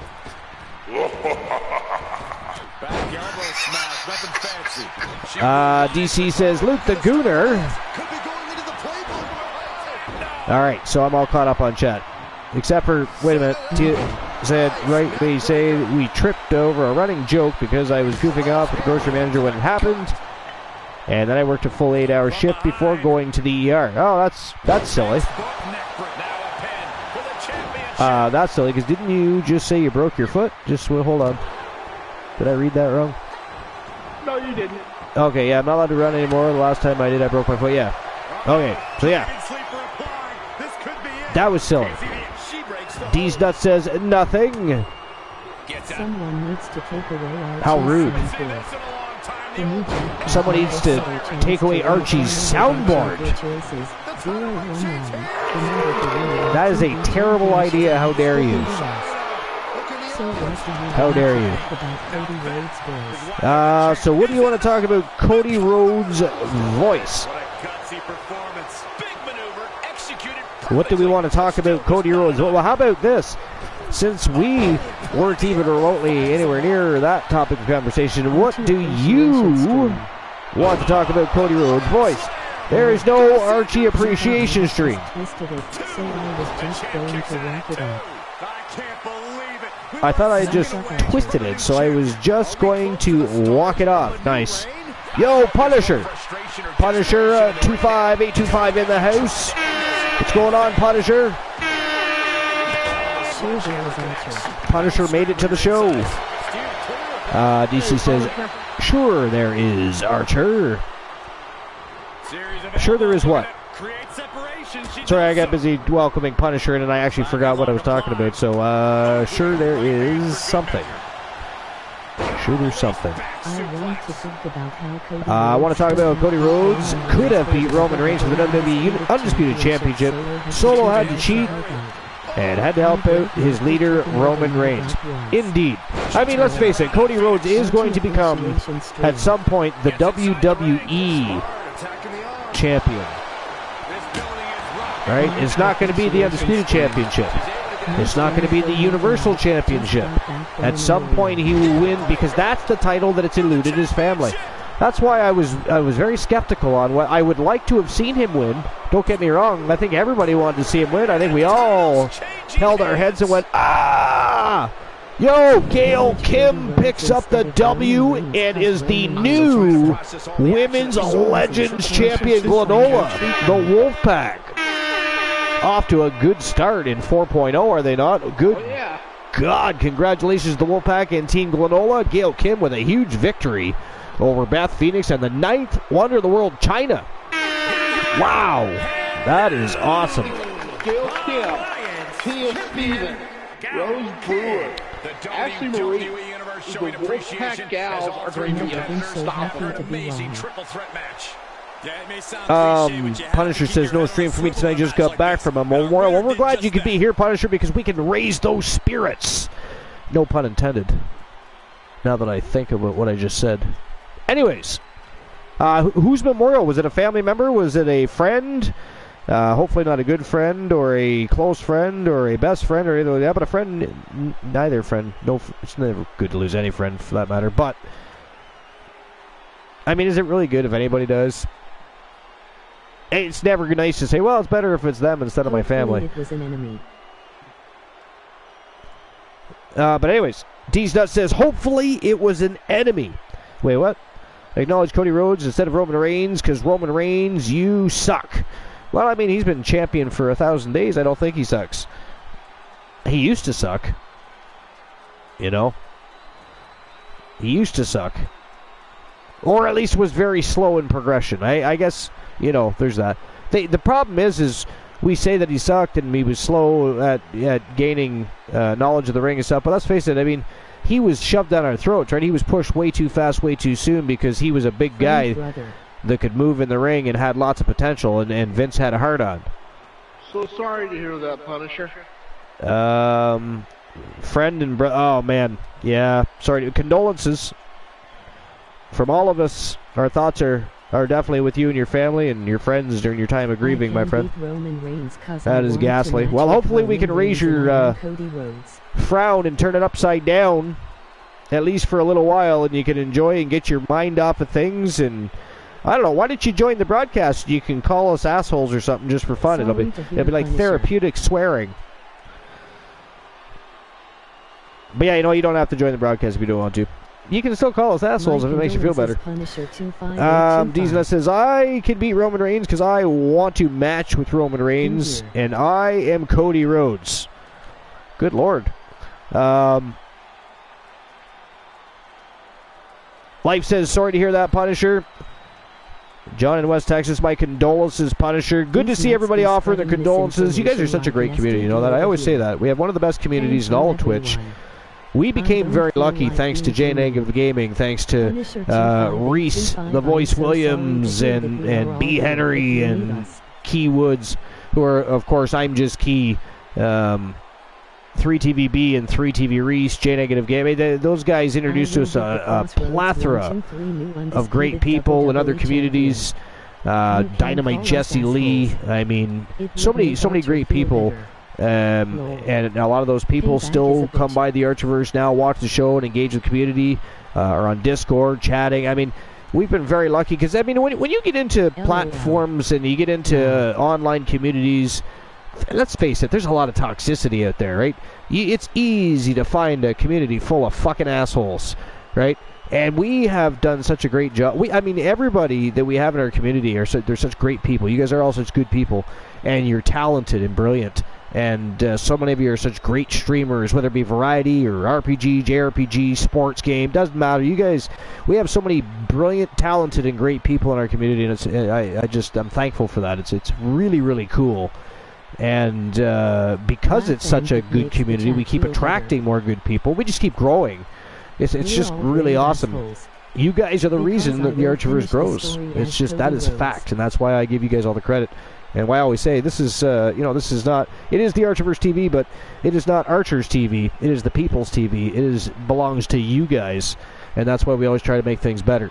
And I said it earlier, even though we're going down to one live show per week, that doesn't mean we're going to get any less action. We're still going to have YTD Academy dark matches periodically throughout the week and every Sunday night. Every other week, we're going to have a live YTD Academy show that's going to showcase some of the talents of not just the veterans that are already there, but some of the newcomers that are just getting into the business and want to try and chase those championships down. So YTD Academy is going to become more important than ever, and you won't see as many championship matches in YTD Academy. You won't see them on every time we have dark matches. You're not going to, because right now we tend to have a lot of championship matches. We do mix in regular matches with that, but going forward, because we're going to be literally utilizing it as a stepping stone platform, like the NXT is to Raw or SmackDown, it literally is becoming that.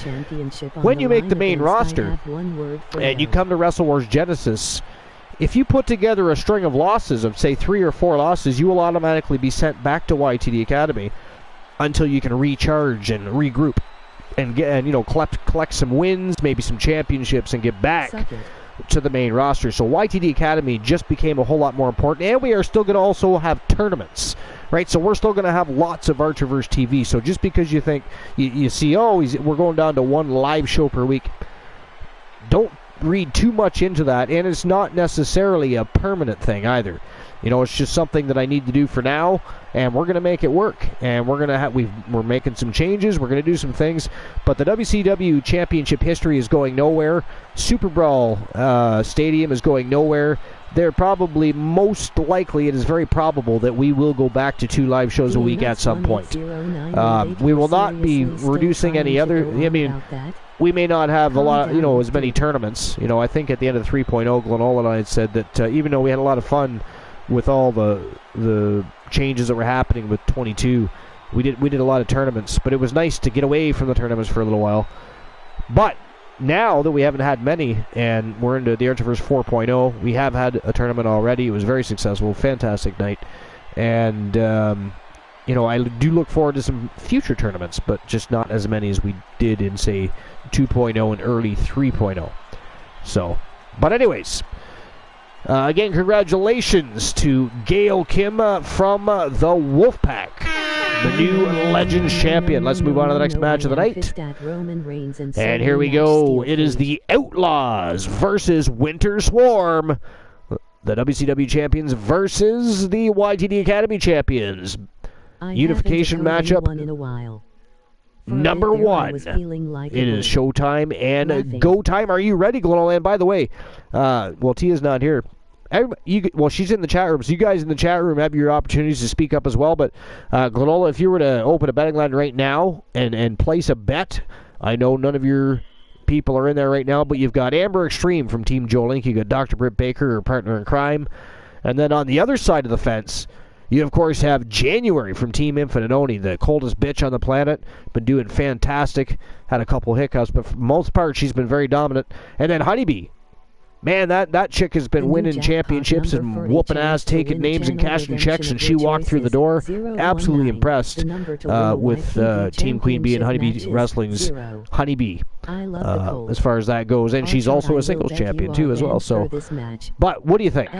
Winter Swarm or the Outlaws? And I know it's a tough one, but yeah, it is. It really is. Because I want to go with the communities will remain strong by our constant support for one another's endeavors. With that said, gotta go with Winter Storm on Archer this one, sure is banned. I mean, Winter Swarm took out the Wolfpack. That's all I keep thinking. But the Outlaws as well, fantastic team. Been multiple time champions. The other half of the Outlaws are tag team champions. They're the Wrestle Wars Genesis Women's Tag Team Champions. That is not Dr. Britt Baker and Amber Extreme, though, is it? That is Allison Akira Blade. So, there's that. Yeah, I don't know either. This one's a toss-up for me. I guess if somebody twists my arm, I'm going to go with Winter Swarm. 2 out of 3 matches, Archie gets That's what I'm going to do. I'm going to go with that. Stone. Archer, I pity you. Archer, You have been stuck between me and my target. And now you will feel the flames of war. I was ghastly. I see Amber is using Good Lord. her second attire. Tony Stone getting threatened. He hasn't even... I mean, he still has a tag team matchup to go through here. He's being threatened before that matchup. Then he has to still make it to the next match. I mean, he's actually in like 2 matches, not necessarily back-to-back, but he's in the last 3 matches. He's in 2 of them. I mean, that is not... I mean, if you're a champion, that is not where you want to be on the card, really. Having to defend... No. Well, having to defend 1 belt and try to win another. And when War's pissed, you don't want to be between him and the microphone. You are a scary, right? scary No, man. I suppose, so you just hand that puppy over. He's a scary man. Just walks in, takes the mic, starts spitting trash. Good Lord. Archer sure is... What? Why am I banned from the match? Roman Reigns. Wait a minute, I'm going back. Champion here yet. I should ban all of you. What have I missed here? Something about Roman Reigns having balls. I gotta check that. Redeem ban a host for what? Punisher. Punisher. Punisher.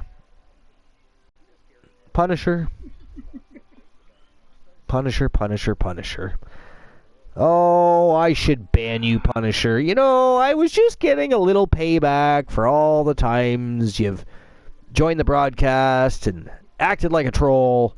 And come into the chat and we're being villainous because, you know, you like Glenola, like to troll. And you like to get under people's, you know, it's what you do. You're treacherous. You guys are treacherous in nature.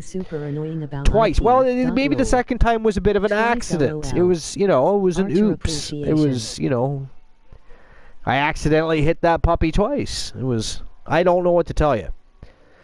There is no... Archer appreciation. Joe, you have no idea how much yeah, there is. Look at what it's connected to. Well, I mean, it's connected to the thigh bone. D's says, Joe, you have no idea how much me and you can work as a tag team. Yeah, but Joe already has a tag team partner, so then you'd have to join Phenomenal Soul. I mean, Phenomenal Soul is one of the best teams on the planet right now. They're not going to disband to form a new team with a new member. You'd have to talk to their management team and discuss the possibility of you maybe becoming a new member of Phenomenal Soul. Is how that would work. He could be Cody if he claims him as a superstar. He could be. I don't believe anybody has claimed Cody Rhodes. So you'd have to go to the Discord and, well, you got to go to our Discord and go to Claim Superstars and put in there. Well, first you got to redeem it. Yeah, first you have to have enough Archerverse bucks to redeem it, and then you go to Claim Superstar and put that puppy on Discord. You to join us on the Archerverse Discord to either promote your content or just to chat and have put that puppy on Discord. All right, here we go. Without further ado, it is the Outlaws versus Winter Swarm, and we apologize, but we cannot give you any idea who we think we're going to win this matchup. I mean, we gave you a hint on who we may lean towards, but we do not want to choose. And they're a bunch of vicious Vixen villains, and we do not want them angry at us, so we are taking the big fat zero on trying to decide this matchup. Y'all have fun. Here we go. Winter Swarm, the Outlaws, YTD Academy Women's Tag Team Championship on the line. Let's go. Oh, righty then. No, I seen that. That's why I said I see what it's attached to. It's attached to the thigh bone. So, haha, Punisher. Take that. 2 out of 3 matches. Archie get... That is not funny, Tia. It is not a good night. Tia. Somebody ban Tia, please.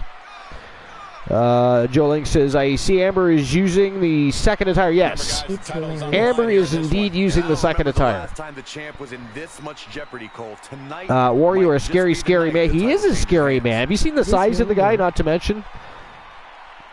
Right? It's like somebody injected granite with steroids and just started chiseling.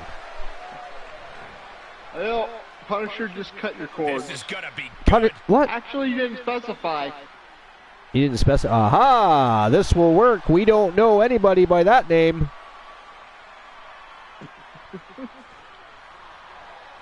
That is ghastly. How dare you, Punisher? You're just mad because Glenola has more Archiverse bucks than you, and you're taking it out on moi. That is very inappropriate. I feel violated. I feel unappreciated.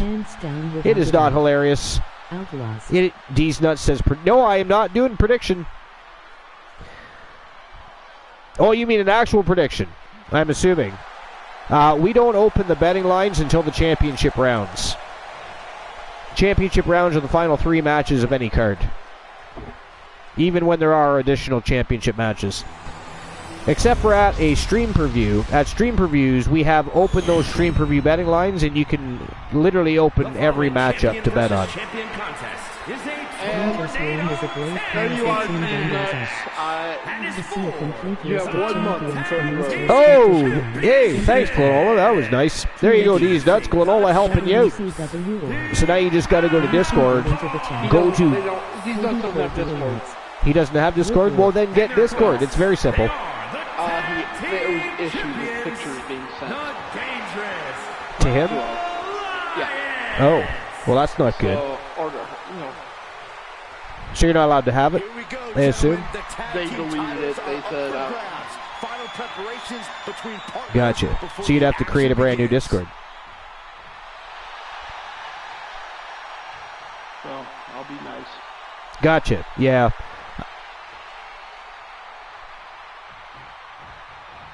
Joe Link, I believe in you. Big matchup for these. All right, so anyways, Glenola, can you put that in for him? It is in place on the start now. Oh, perfect. Thank you very much. Joe Link says, woo-woo. Sir Jack says, Joe Link, I believe in you.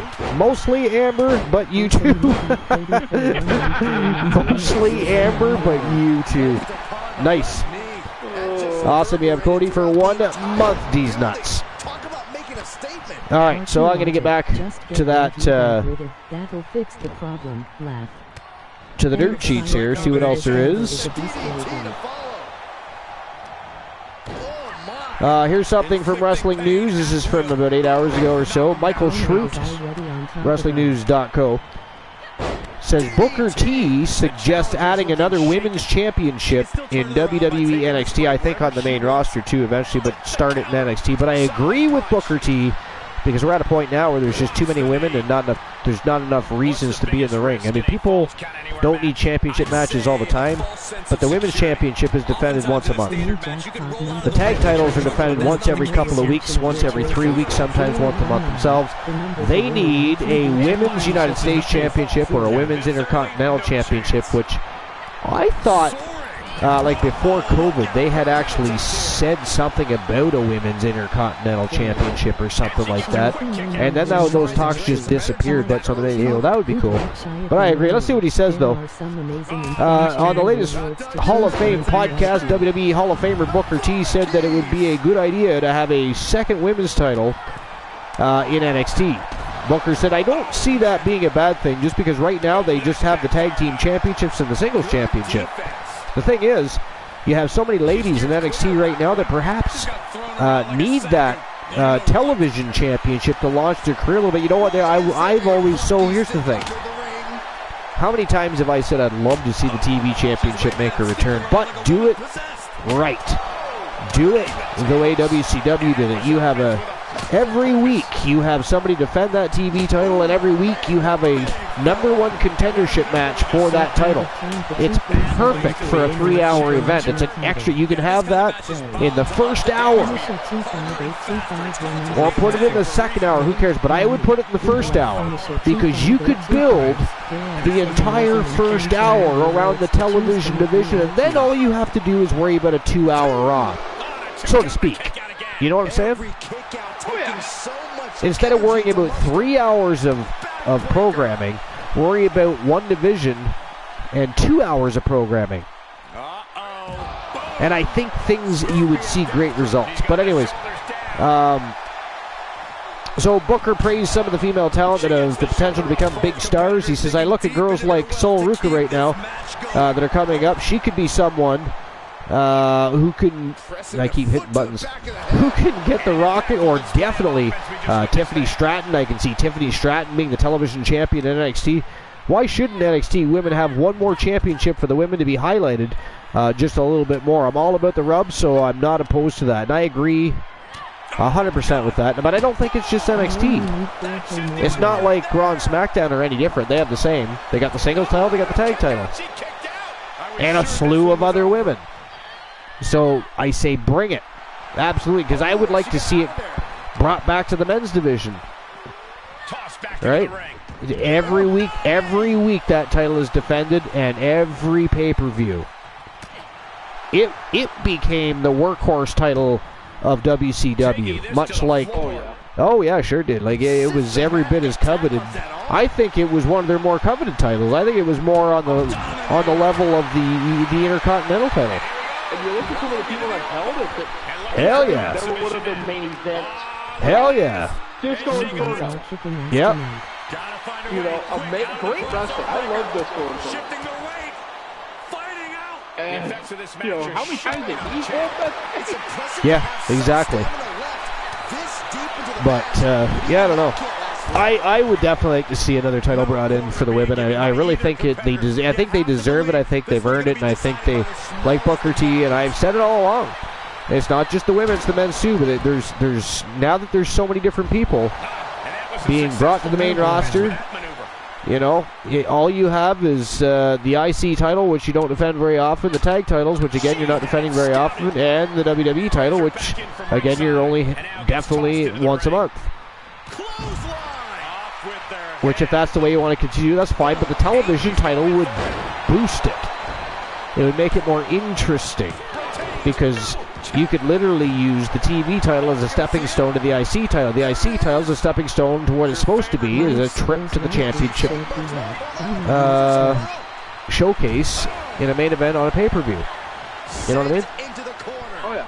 And actually, I'm surprised. He only held it twice. Who did? Disco Inferno? Did he only hold that twice? Wow. So were they lengthy times? Cruiserweight once, tag team once, and then television twice. I could have sworn it was more than that. I knew he only had the Cruiserweight once. I thought he had the TV title 3 times, actually. I thought he had a third time. Now, does this say anything about the length of tenure for those titles? Just out of curiosity, because maybe it was just the fact that he had one of his reigns so long.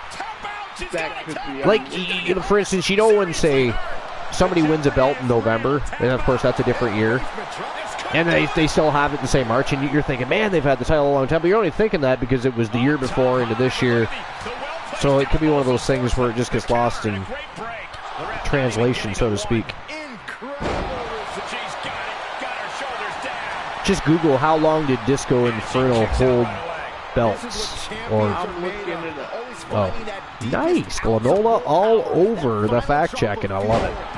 Again, what makes the Archerverse TV so great, because we're not just a wrestling show, we are part podcast, and we do our homework and our fact checking.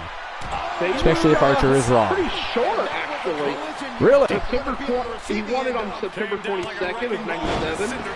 Lost Perry Saturn November 3rd. Same year. Won it again December 8th. And Booker took it on December 29th.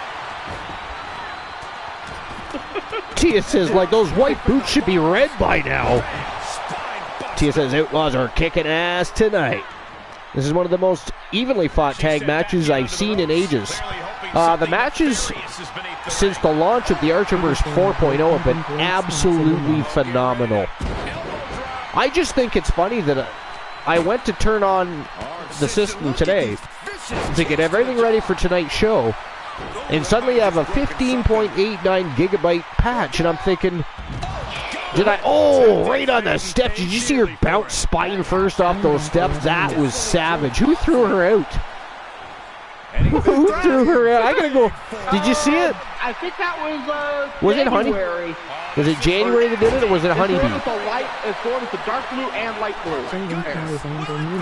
Whoever launched her over those ropes, I mean, she bounced off those steps. That was crazy. Wow. Actually, you want to know who the biggest holder for the television title was? Honeybee says Britt. No, it was Britt that bounced off the steps. Arn Anderson had 4 reigns for 877 days. That I knew. That I knew. He was a fiend with that title. It was so much fun when he had that title. And when he finally lost it, but by that point, people were happy he lost it, kind of. But the television division. Actually, can you look up a list of WCW television champions? You mean the 104 people that I'm looking at right now? Nice. Golden was already on the job. See, this is why he is the co-host of the boss.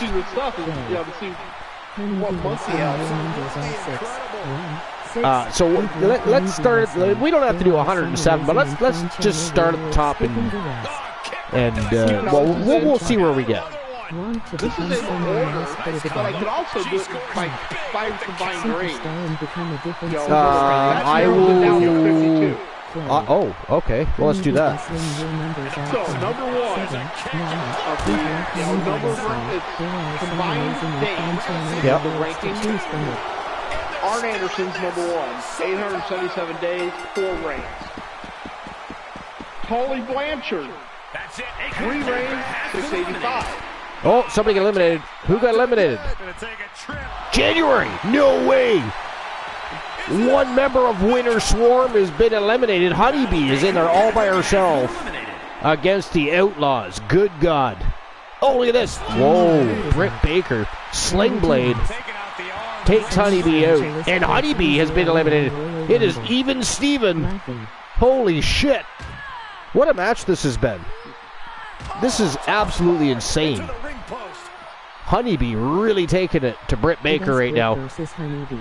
It is all on her shoulders to try and unify those titles for the Outlaws, but right now, Honeybee, flying elbow landed right in the spine. That was ghastly.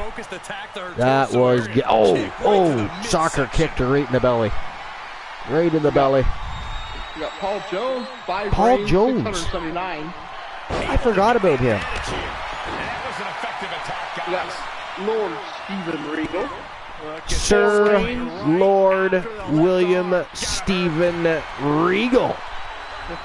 557 days. Really? I actually didn't know he had the title. I knew he had it for a while. Like, I knew it was over a year, but I didn't know it was quite that long. Interesting. Well, total, that was the total. I don't know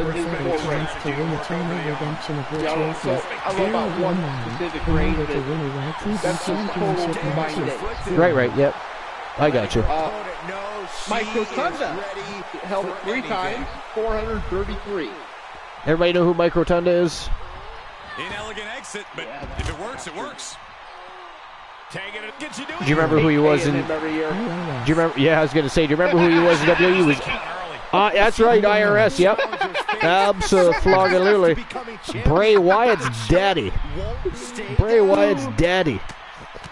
It's funny. The IRS themselves are kind of fiendish, aren't they? The IRS are kind of fiendish. That is kind of funny. I'll be honest. I'm not gonna lie. Number 6 in the ranking surprises me. I didn't think he held any gold. Oh, that is it. That is all. Honeybee did it. Holy shitballs.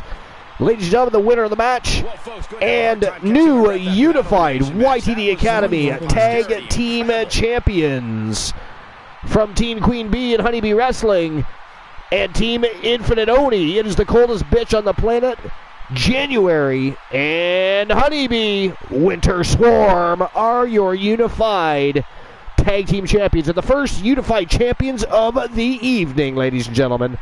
Woo! Nice. There we go. I like how when one person's been eliminated, they only issue one belt. That is such a cold thing to do. No pun intended. But that is cold. It really is. It's like a slap in the face. Don't you think? I'm going to get my morning coffee. Oh, a coffee would be delicious. If I wasn't lazy, I'd go get myself one like right now.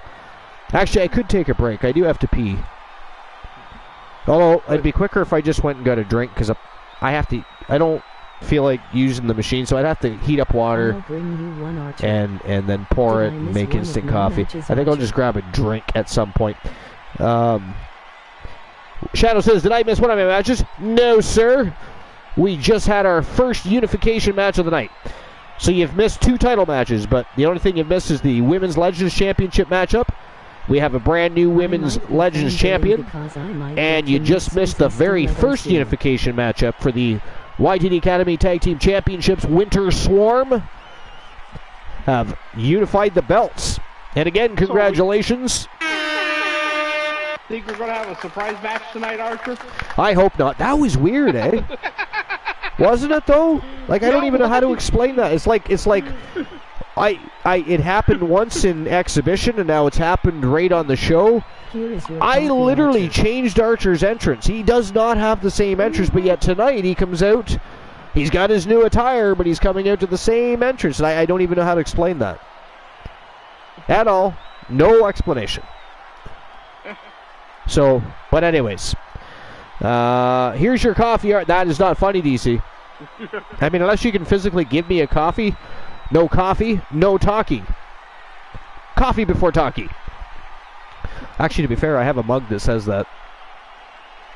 All right, here we go. Next unification match of the evening. It is the mother-daughter battle of the evening. It is Akira and Alice Blade, Women's United States Champion from WCW, looking to unify the YTD Academy Women's Pure Wrestling Championship. She's got to beat her mama to do it. Glenola, what do you think? Mama or daughter? What do you think? Who's taking home the championship? It is a ladder match, sir. I won't even try. I'm going to speak to the booker. Predict this one. I want to speak to the booker. What? Well, it's actually Alice Blade's fault that they're facing each other. So, if she hadn't have been greedy and needed to pick up another belt, she wouldn't have to fight her mother. She could have let somebody else have that spot. There's other people that deserve it, but no, she's got to have all the glory. She's got to be in the spotlight. Well, she's entitled. The title stays in the Outlaws. Jolie says, well, at least the title stays in the Outlaws. Yeah, fair enough. That is true. But, daughter for the win. Hey, Archer, number 6 on the list is Stunning Steve Austin. Stunning Steve Austin. I got to tell you, he wrestled some of his very best matches as Stunning Steve Austin. Some of his very best matches. I do have to pee, though. I actually wasn't lying. I really do have to pee. My bladder is, like, screaming, why are you being cruel? Do you want me to burst? Would you like your bed to be covered in urine? And I'm thinking the answer is no, mostly because, that's messy. My wife is sleeping, and she would kill me in my sleep. She would kill me in my sleep. So I'm thinking I'll just go to the bathroom. So I'm going to take a short break. I'll be right back. I'm going to grab a drink. I'm going to take a pee. Then I'll be back. But you got 47 people to go through. Am I off on that? Yeah. Did we go through 3? We went through 3, right? We've been through 6. But it was actually 52, though, wasn't it? Yeah. 52. Okay. But anyways, that won't be that long. I shall return. Here we go. Mother, daughter. It is going to be a war. And Sir Jack the Greatest is going to be on the edge of his seat, as is Joe Link, though. They are members of the Outlaws. But this is going to be a fantastic match. It is a ladder match. Pure Women's Wrestling Championship on the line. Let's go. And I'll be back. Steve Austin had 2 title reigns for 431 combined days. Number 7, you got Ricky the Dragon Steamboat. The following champion versus champion contest 14 days is a ladder match and is for the Pure Women's Wrestling Championship. Charlie Brown, Jimmy Valiant. I don't know him, but two reigns, approximately 260 days. The exact date in which he lost the title during his fourth reign in January of '84 is unknown. His reign lasted between 38 and 68 As we look up at the title hanging from the rafters, you have to wonder what's going through the superstars' minds right now. I'd have to imagine a couple things. First, they clearly want to be the first one up the ladder. And secondly, they want to do it while almost avoiding serious injury, which is easier said than done. The challenger looks to be in the best shape ever, ready to compete for that title.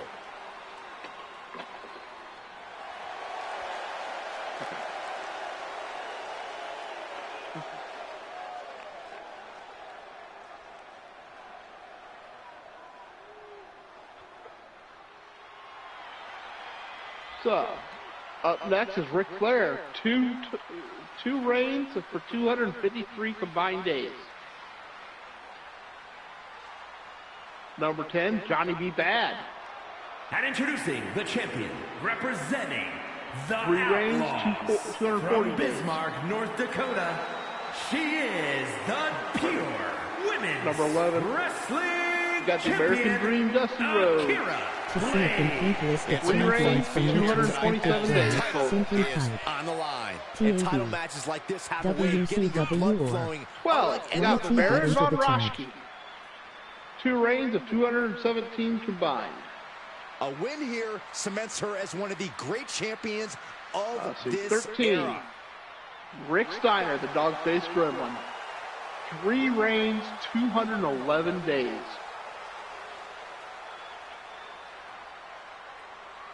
Number 14, Booker T. 6 reigns, 204 days.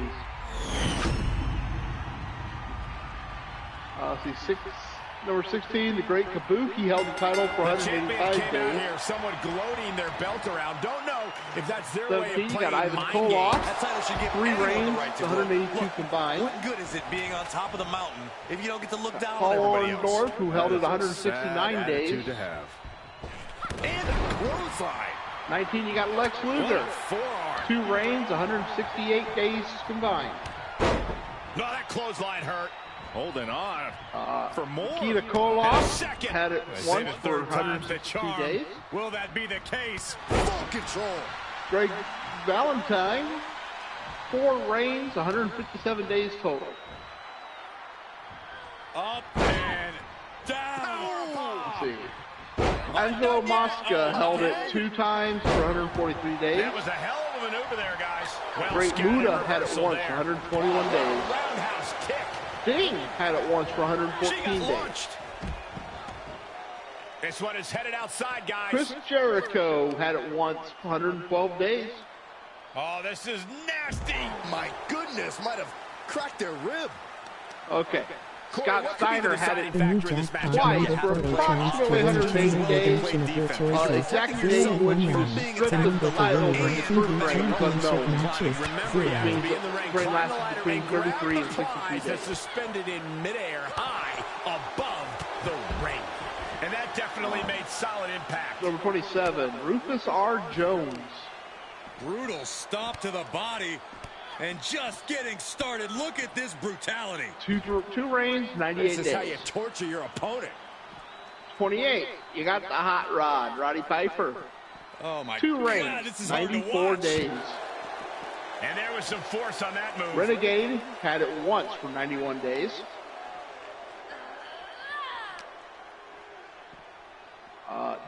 Oh, look out. Number 30, we have a high. The champ taking Danny their share Miller of hits had now. it once for 72 days. Ultimate Dragon had it twice for 72 days. She's got something devious planned as she sets up the ladder on the apron. 31 is Disco Inferno, 263. Looking to steal a win here. That's his high 32 is another tie. Dick Slater and to say the least. Joshua Duck. Oh my God! And a Hanging group, on I don't for know. dear life. No letting go. Both of them, 2 reigns, 60 days. What impact. All right, 33. Ron Bass. 1 Crashing reign to the for floor. 58 days. 34, Jim Dugan held it for 54 days. Larry Zbyszko at 35 held it for 52 days. She's on unsteady legs in the corner. Number 36 got Prince Laukia, I think it's Wow, 619. 1 reign, 49 days. With the 37, Chris Benoit held it 3 times. Returned? Wow, the first thing I hear when I come back in is Chris Benoit. Yeah, 3 reigns for 43 days total. 43 days total. That's kind of funny when you think about it. Yeah. You think he would have a lengthier period of time being who he was, even then in WCW. So, but anyway, yeah. Number 38, DDP held it once. Thank you, DC. Can climb the ladder in this condition, let alone do anything else they need. By the way, I do have to quickly mention. Was that a 619 that Alice Blade did? And did she actually moonwalk on the ladder? She's looking to climb the ladder. I missed it. Okay. Did anybody else see that? That ladder is positioned perfectly for the victory. Anyways. Looking to steal a win here. Oh, look at this Alice Blade. It's all or nothing at this Uh-oh. point.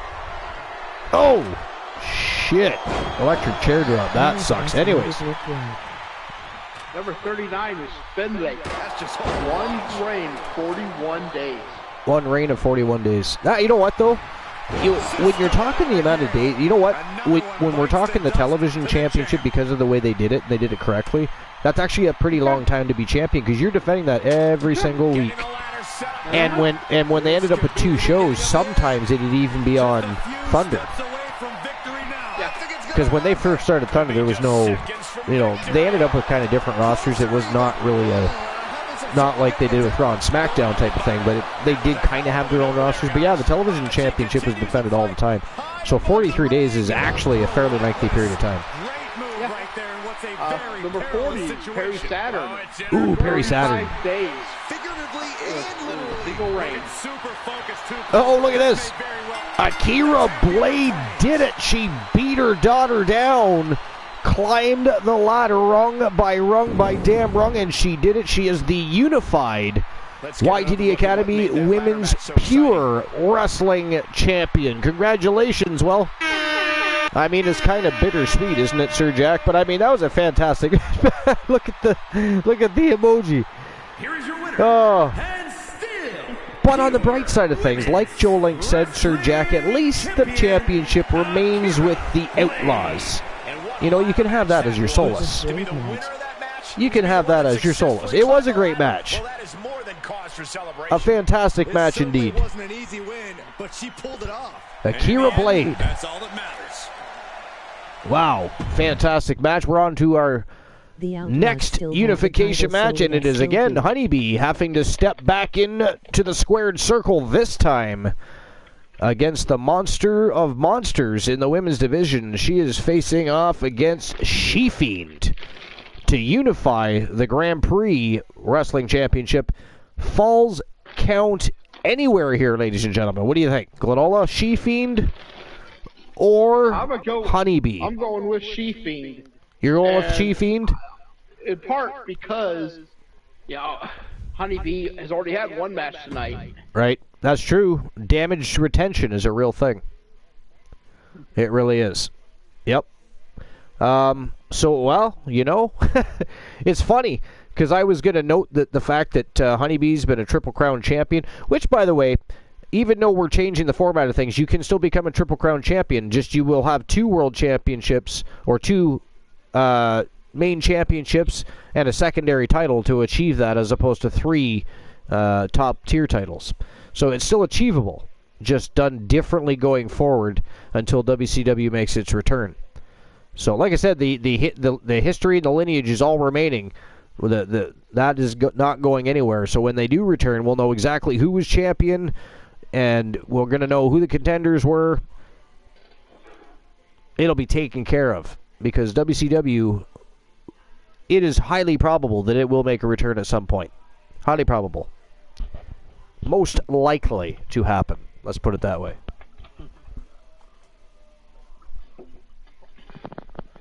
For now, the Wolfman's going to have to Look to take over some new stomping grounds. Look to take over. He's going to try to take over Wrestle Wars Genesis. Imagine that. All right, here we go. She-Fiend versus Honeybee.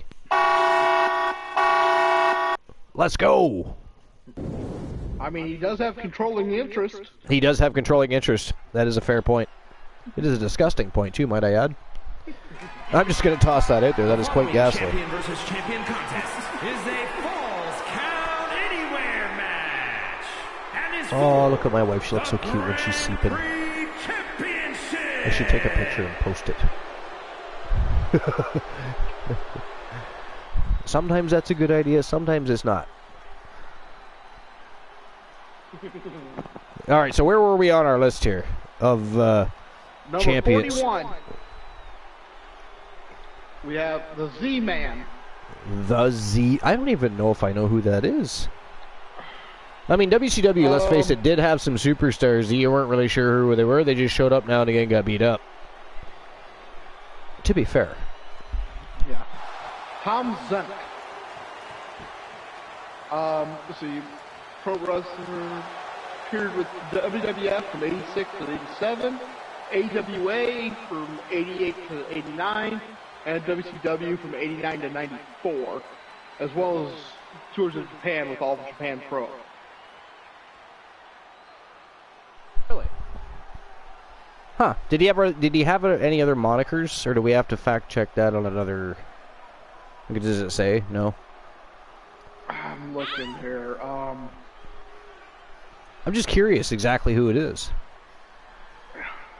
The Z-Man. Does anybody else? He actually made an appearance at WrestleMania 3. Him and Martel teamed together as Can-Am Connection. Will be on the line here. You're right, Michael. Yeah, well, I remember the Can-Am Connection. Media heading into this match, we're likely to see a new champ crown. His name wasn't the Z-Man. No, Zenk. Tom Zenk. Yeah. Interesting. But he went by the Z-Man in All Japan Wrestling? WCW, sorry. Yeah, WCW. He went by the Z-Man. Interesting. Let's just take a look here. Wow, in New Japan, he teamed with Jim Neidhart. Really? In 93, he teamed with Ricky the Steamboat as Dos Hombres. Subbing in for Shane Douglas. Yeah, I remember. Yeah, it was, yeah. Something, I don't know what happened there, if he was ill or... Halloween Havoc at 91, lost to a debuting WCW Phantom.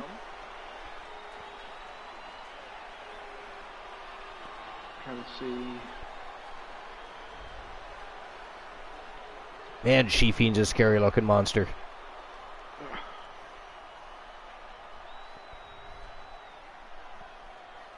Let's go, Honeybee. Let's see what you can do here. So, all right. The new jackpot one reign of for 34 a chance days. to win a channel redemption of your One choices. reign of 34 days? 019. Yeah. The number to win a YTD Number 42 was championship Alex match Wright. is 0. One reign Alex for Wright. 32 days. Yeah. Actually, remember that. Conan held it once for 29 days. Bad Leroy Brown held it for 28 days. Leroy Brown. Oh my God. I remember Bad Leroy Brown. Of course, the title is on the line in this one, guys. Stevie Ray held it for 27 days. That's Booker T's, bro. Yep. But I'd say the opposite. He's actually bigger than Booker T, too, you know. Yeah, you know, in some ways, yeah, I think... He wasn't as good of a wrestler, though, and he wasn't as good on the microphone. He's not, he didn't have the personality Booker has. But he was good for a big man. Yeah, you know, he was good in the ring. He just didn't have Booker's charisma. At least that's my thought. He wasn't quite as agile either. But yeah, for a big dude, he was pretty good. They made a great tag team. I loved Harlem Heat. Yeah. Barry Windham had it for 26 days. Barry Windham, eh? Yes. Mr. Wrestling held it for 23 days. And her opponent from London, England, she is the Ebony Diamond held it twice for 22 days total. I don't remember who Sweet Ebony Diamond was. Highly anticipated There's another one that set to begin. Was a Canadian pro wrestler. Oh, he held it back. It looks like in the NWA days. Oh, interesting. You know, 'cause this is, you know, the title itself, which started with the. Well, it did. The NWA had the first television championship. Beautiful title too. Sources sent me a VHS tape, but this title's greatest matches, and there were some all-time classics. Really? Okay, can I borrow that tape, Corey? He was paired up with Tony Atlas as a tag team. She manages to get Tony Atlas. They actually defeated the Wild Samoans for the tag championships December 10th of '83. We'll be looking at things here with the Cobra Clutch. They were billed as the Soul Patrol. The Soul Patrol. I remember that. Trying to break the elbow right in the face from Sheafy. Look at that. Oh, that had to hurt. And Honeybees. Wait a minute. Yeah, I didn't even pay that close attention. You know, different mindset. A superstar must be go prepared back to go all out, be as aggressive and vicious as possible. Remember, it's no disqualification. Superstars can do whatever it is, but it can only end with you a might 3 count recognize or a him by a tap out. different name.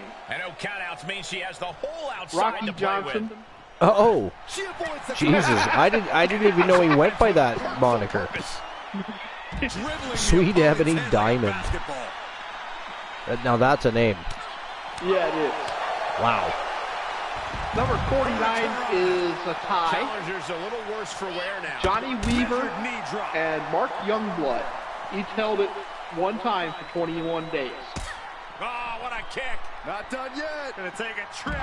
The Florida Keys. Number 50. And shoulders are down. Bobby Eaton. Bobby Eaton. Yeah, that doesn't surprise me. He held the title. One time for 15 days. 15 days, yeah.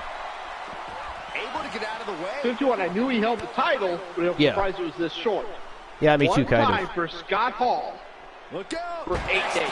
Oh, Scott Hall. That's gotta be it. I actually forgot he won that. No time to waste being I knew he did. You've got to maintain But it push. was, yeah. Oh man, But it was only an 8-day reign. Freakish power. Very short. Full display of offense we just witnessed there. Number 52. Rick Martel held it for 6 days. The champion into the Now, was that WCW? She's still got I something believe left. so. That's really as close as it gets. Or was it NWA, maybe? Saw the opening and I think he held it all. Was it WCW? Okay. Yeah, WCW World Television Championship. Okay. Yeah, okay. Yeah. I mean, I knew he wrestled there. I just, you know, I thought it might have been possible. Maybe he wrestled NWA, but I don't remember actually if he wrestled NWA or not. Rick Martel. Now that I think about it. Okay, this makes... Yo, Soul Embers! I'm getting this from Wikipedia. And now there's an opening. We got... This makes no sense. Does not make a lot of sense. This is number 52, the Masked Wrestler. One reign, approximately 0 days. There's a kick and If you go to the little notation after the exact day in October 1980, Masked Wrestler vacated the title during his only reign is unknown, which means his reign lasted between 183 and 213 days. And that result leaves everyone Interesting. shocked. But will the shoulder come up But, if that move hits one more time? You know, These competitors have been going deep into their Damn, now that was a power slam. but have not She-Fiend trying to put her through the unforgiving floor. Gonna see a new champ. and for those of you that don't know, the Masked Wrestler also competed, or was named William Reed Eady, a.k.a. Axe from Demolition. Axe from Demolition, yeah. Okay. Soul Embers, we're doing great. How you doing, my friend? Appreciate you being here. Girly Girl was here earlier, or might still be here, not sure. lurking perhaps. But, or maybe she's gone to bed, I forget. But anyways.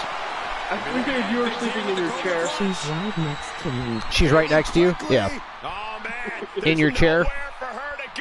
This may be over quickly. Is she giving you a lap dance on the chair?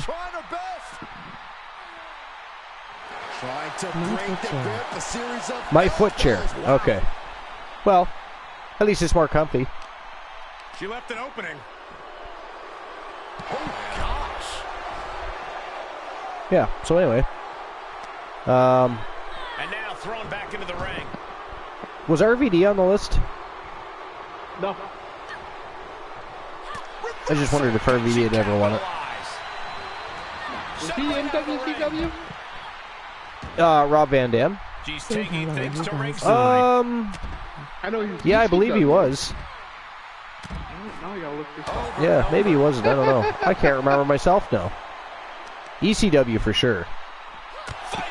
Don't even have to guess that one. Yeah. Made her pay for her mistake. He was in WCW. Yeah, I kind of thought so because I'm pretty sure he became part of the NWO at one point. Able to interrupt the Oh! Sheafing with their claw. The mandible claw. Honeybee, I think, might be passed out here. Honeybee, oh, she kicked out. She got her shoulder up. Like just in, like a piece of paper separated the ref's hand from that floor right there. Go, Honeybee. Come on, Honeybee. Let's go.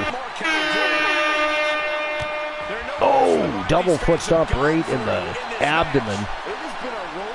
Okay. What confused you is I guess ECW had a World Television Championship. Oh yeah, that's right, they did for a while. Whoa, look at that, she did it! Honeybee just beat Sheafeed. Wow. Yeah, ladies and gentlemen, the winner of the match and new unified YTD Academy Women's Grand Prix Wrestling Champion from Team Queen Bee and Honeybee Wrestling. It is none other than one half of Winter Swarm. Honeybee is your victor and new unified YTD Academy Women's Grand Prix Wrestling Champion. Congratulations, Honeybee Wrestling. Awesomeness. Wow. I mean, that's 2 victories tonight for Honeybee. Yeah. 2 victories. Congratulations, Honeybee. Wow. All right. Here we go. We are now moving on to the championship rounds, unless there's a surprise matchup again, in which case, well, we'll have an extra betting line. So, first championship round matchup, and I'll open the betting lines in just a moment. It is a tag team elimination matchup, and it is Bat Dexter from Team Froggy Moth Legs and Psychosis Kyle Riley from Team Life is Great. They are the Wolfpack, and they are taking on the Creed brothers, who snuck in and won those tag team titles from Phenomenal Soul. I mean, I don't know if anybody watched it. It was a great matchup. Phenomenal Soul. It looked like they were going to cruise their way to a victory, but the Creed brothers were very resilient and snuck in there and stole those titles from Phenomenal Soul. Great matchup. Great matchup. You got to check it out. But they are the YTD Academy Tag Team Champions. Tonight, these two teams looking to unify the tag titles, WCW World Tag Team Championships and YTD Academy Tag Team Championships. What do you guys think? Is it going to be the Wolfpack or the Creed brothers? I'm going to open up the betting line right now. Soul Embers, your numbers are 2, 6, 8. Well, that's a big surprise there. There are some big surprise there. To choose from if you are the all right. Superstar. Today, Soul Embers is Chris So who Jericho. walks out tag team champions? The Wolfpack or the Creed brothers?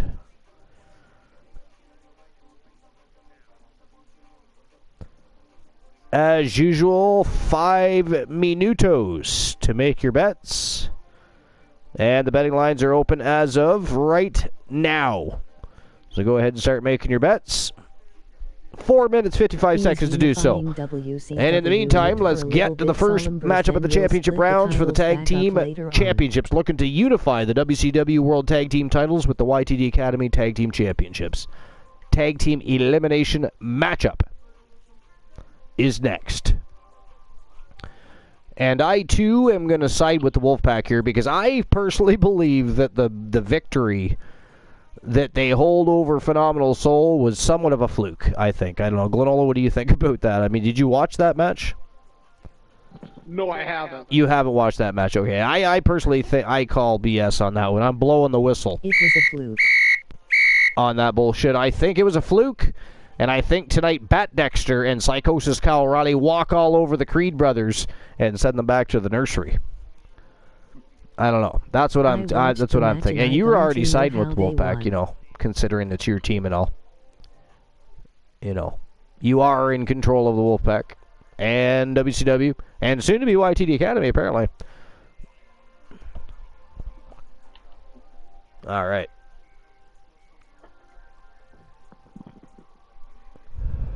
All right, here we go, folks. Let's see who is going to unify the YTD Academy Tag Team Championships. Elimination style. Let's go. Joey says he watched the match and doesn't know how they won. Yeah, I don't know either. It was an interesting matchup. Great match. It was definitely a fluke, though, I think.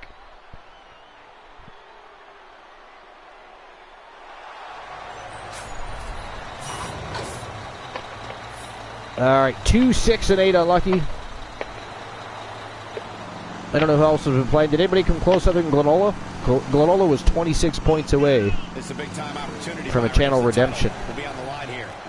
Numbers are 019 and 050. Don't forget you can play twice. There's 2 sets of numbers. No, just Glenola so far. Psychosis Kyle O'Reilly. Hyping up the crowd, trying to pump up Back Dexter a little bit. Isn't it fitting that Back Dexter, he's the one driving? I mean, it's kind of fitting. It is.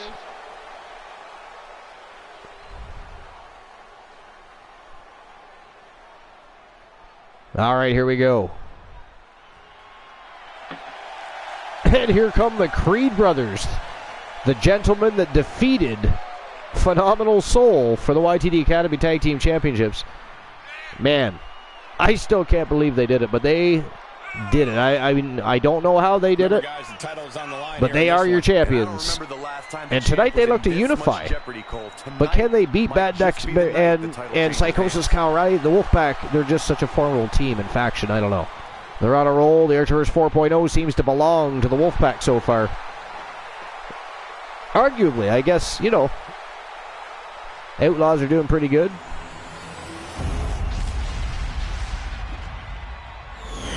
Weapons of Mass Destruction looking to pick up some titles tonight. The following champion versus champion contest is a Tornado Tag Team match. All right, so, anyways, Glenola's list, I believe, is over, is it not?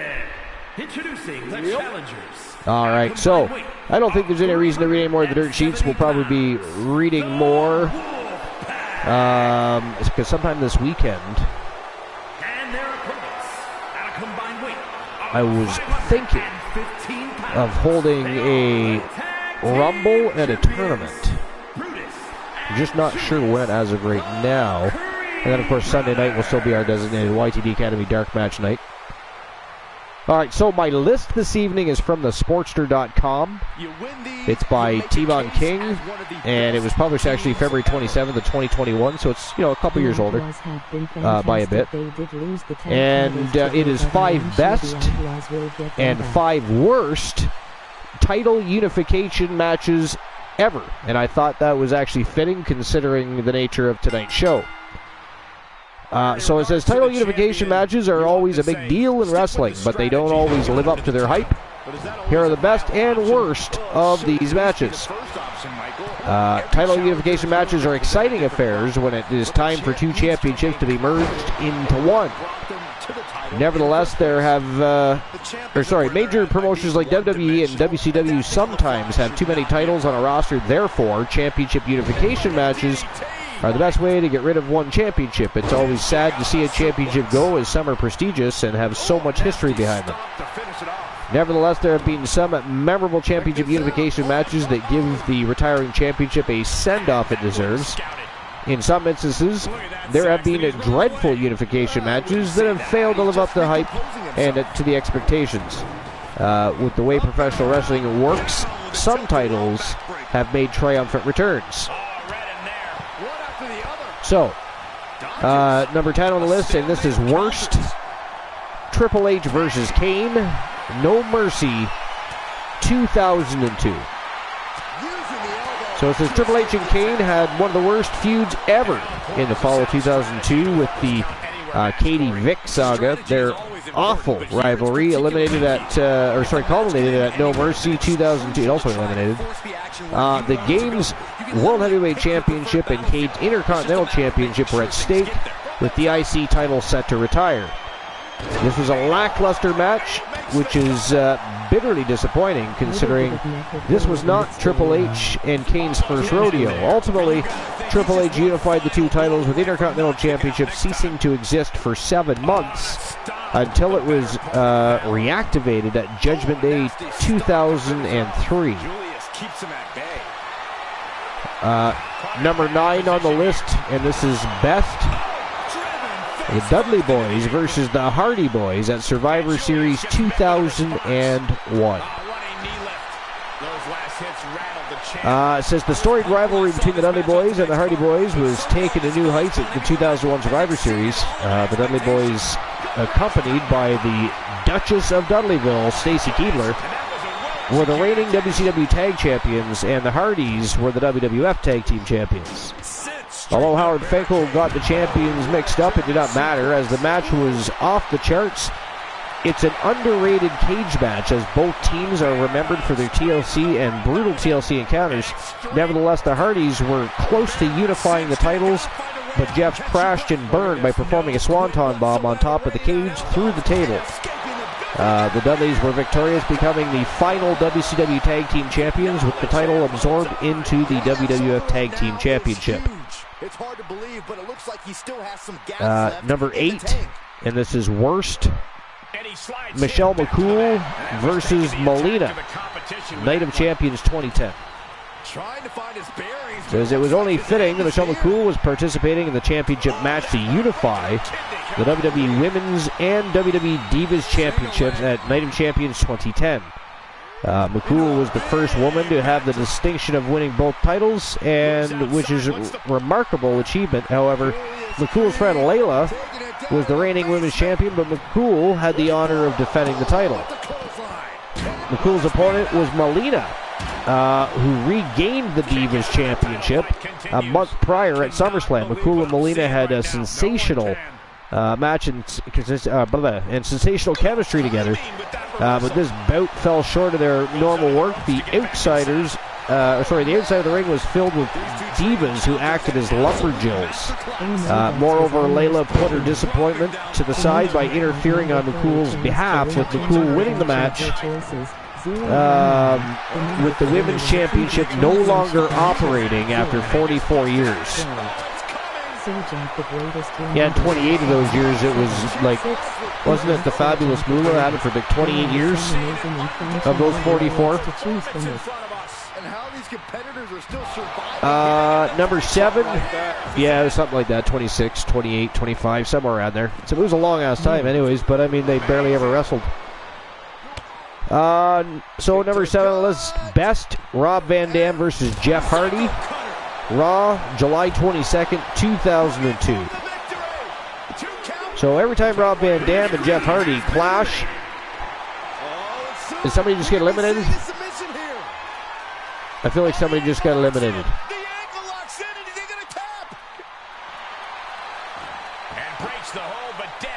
I don't know. I heard a bell ring. Did anybody else hear the bell ring? Little, did you hear the bell ring?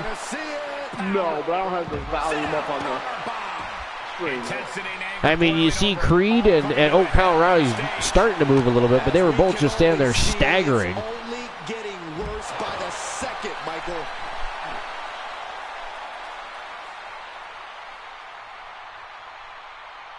Man, oh man, these guys they look tired and fatigued as all hell in there right now. And what's he looking for here? And he's obviously prepared for this as he goes for the ladder. Let's get it. Oh, Bat Dexter stuck up behind him. Oh, Russian leg sweep. I don't know what Julius Creed was doing there, but he certainly wasn't engaging, and Bat Dexter took full advantage there. Look out. Oh, backbreaker. And Kyle O'Reilly, I don't know, and the other Creed brother, I don't know what they're doing over there. Barely standing, they're both staggering back and forth. You learned an important lesson. Don't turn your back on the wolf pack. Do not turn your back on the wolf pack. And look at this. Bat Dexter covered up. Wow, there's a 3 count. Bat Dexter's eliminated.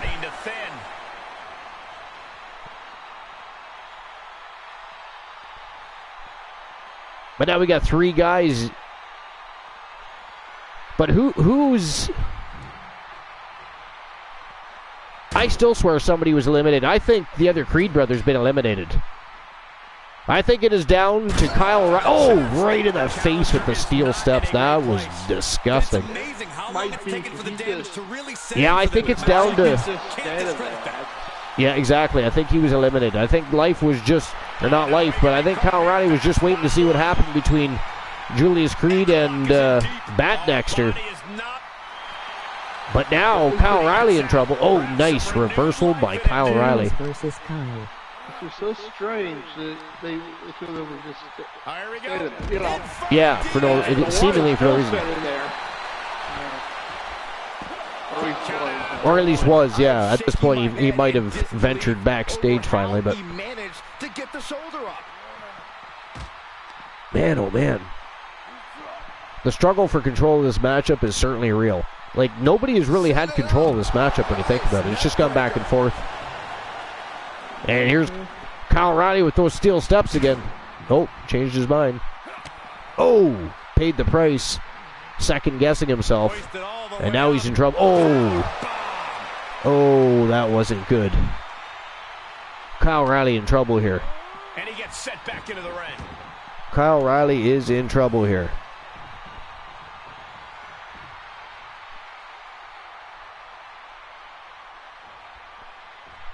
All right, so while these guys are continuing, the July 22nd, 2002 edition of Raw was the curtain call for the European Championship.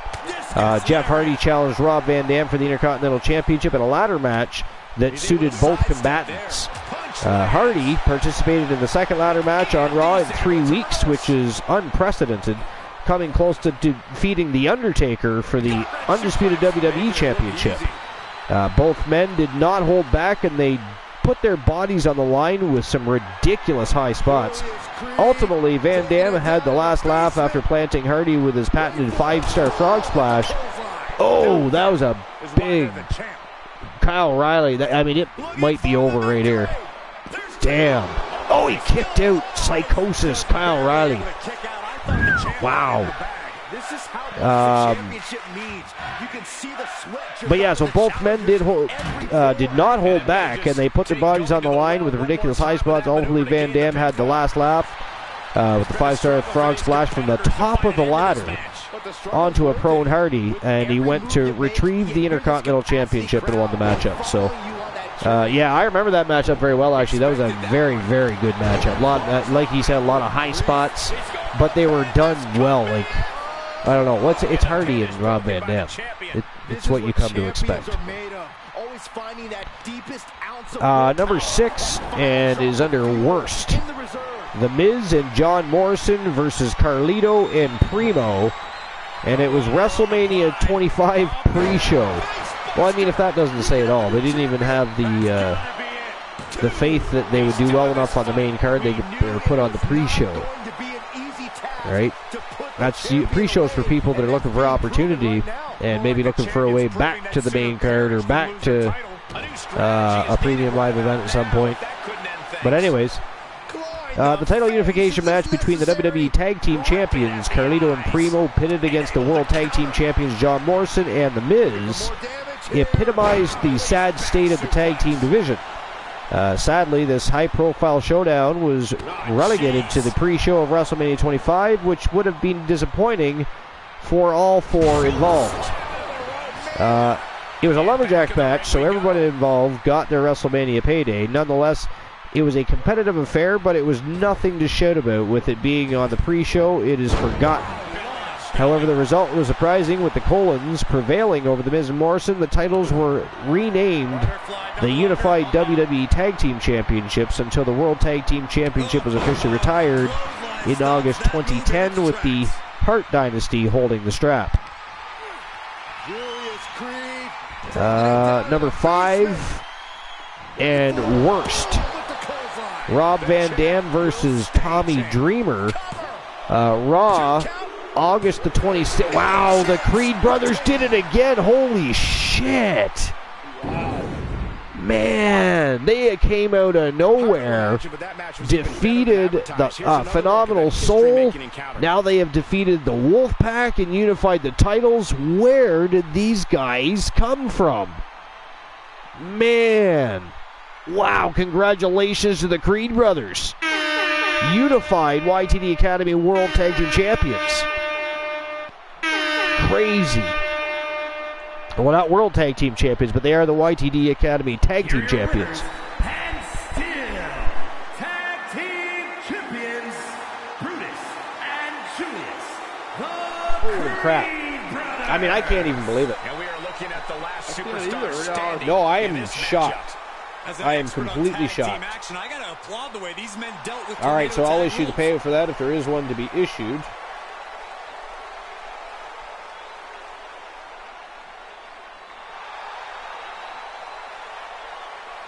Creed brothers were the winners, and 510 Archivers bucks are being distributed. All right, on to the co-main event of the evening. Wow.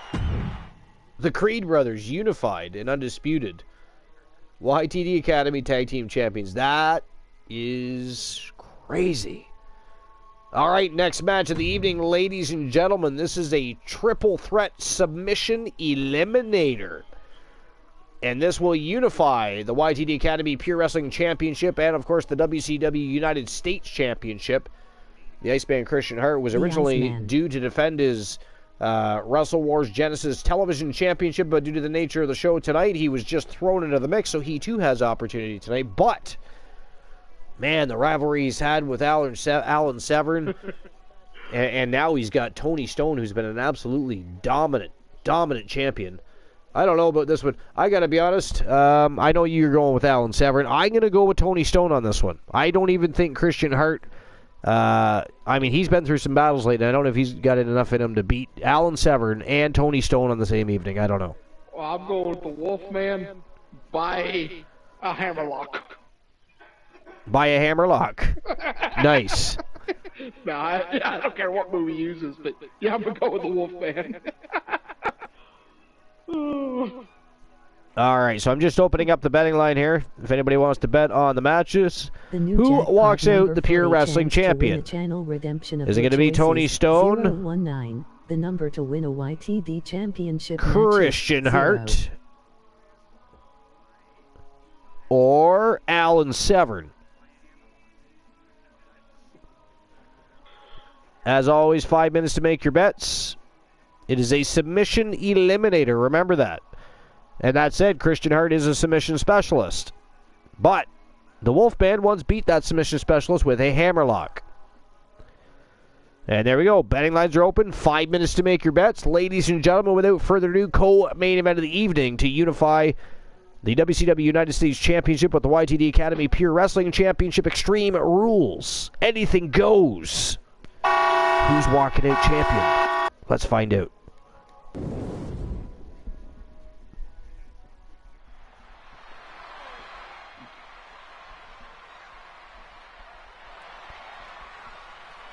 All right. So it was Rob Van Dam versus Tommy Dreamer, sitting at number 5 as best. So it says 2002 was all about unifying championships in WWE, and Rob Van Dam was involved in the second unification match on Raw in many weeks. RVD regained the Intercontinental Championship from Chris Benoit the night prior in a superb match at SummerSlam.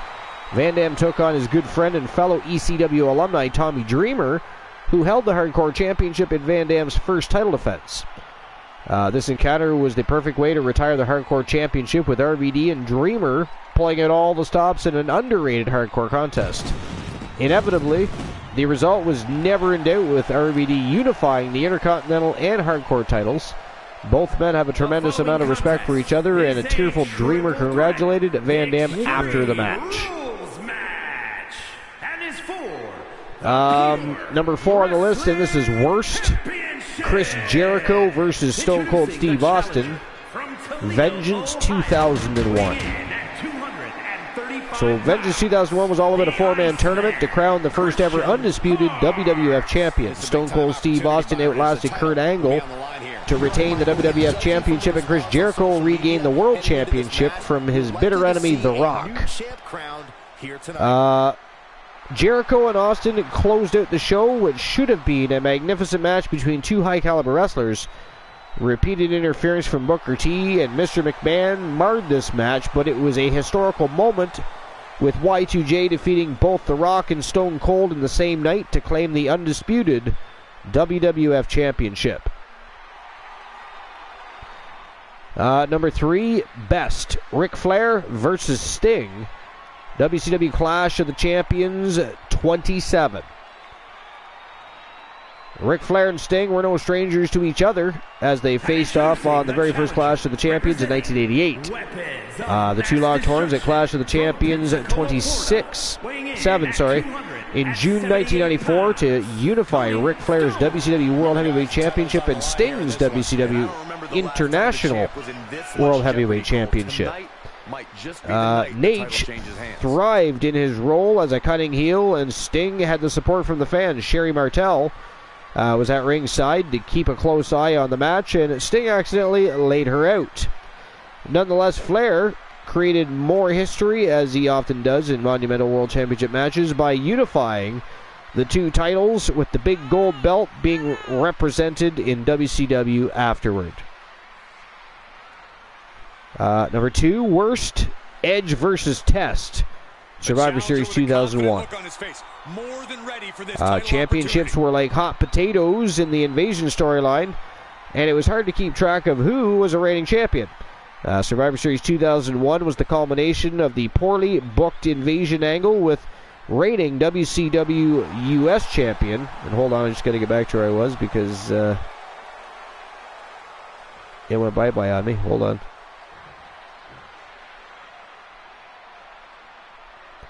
I touched the wrong thing, and it just came right out from underneath me. You touched the wrong thing. I did. That is not the controller. Here we go. All right. Reigning WCW US champion Edge squaring off with fellow Canadian and Intercontinental champion Test to unify the two historic titles. Edge was determined to regain the IC title from Test, and Test cheated to win the title from him on Raw. The two tried their best in a decent encounter, which was nothing special.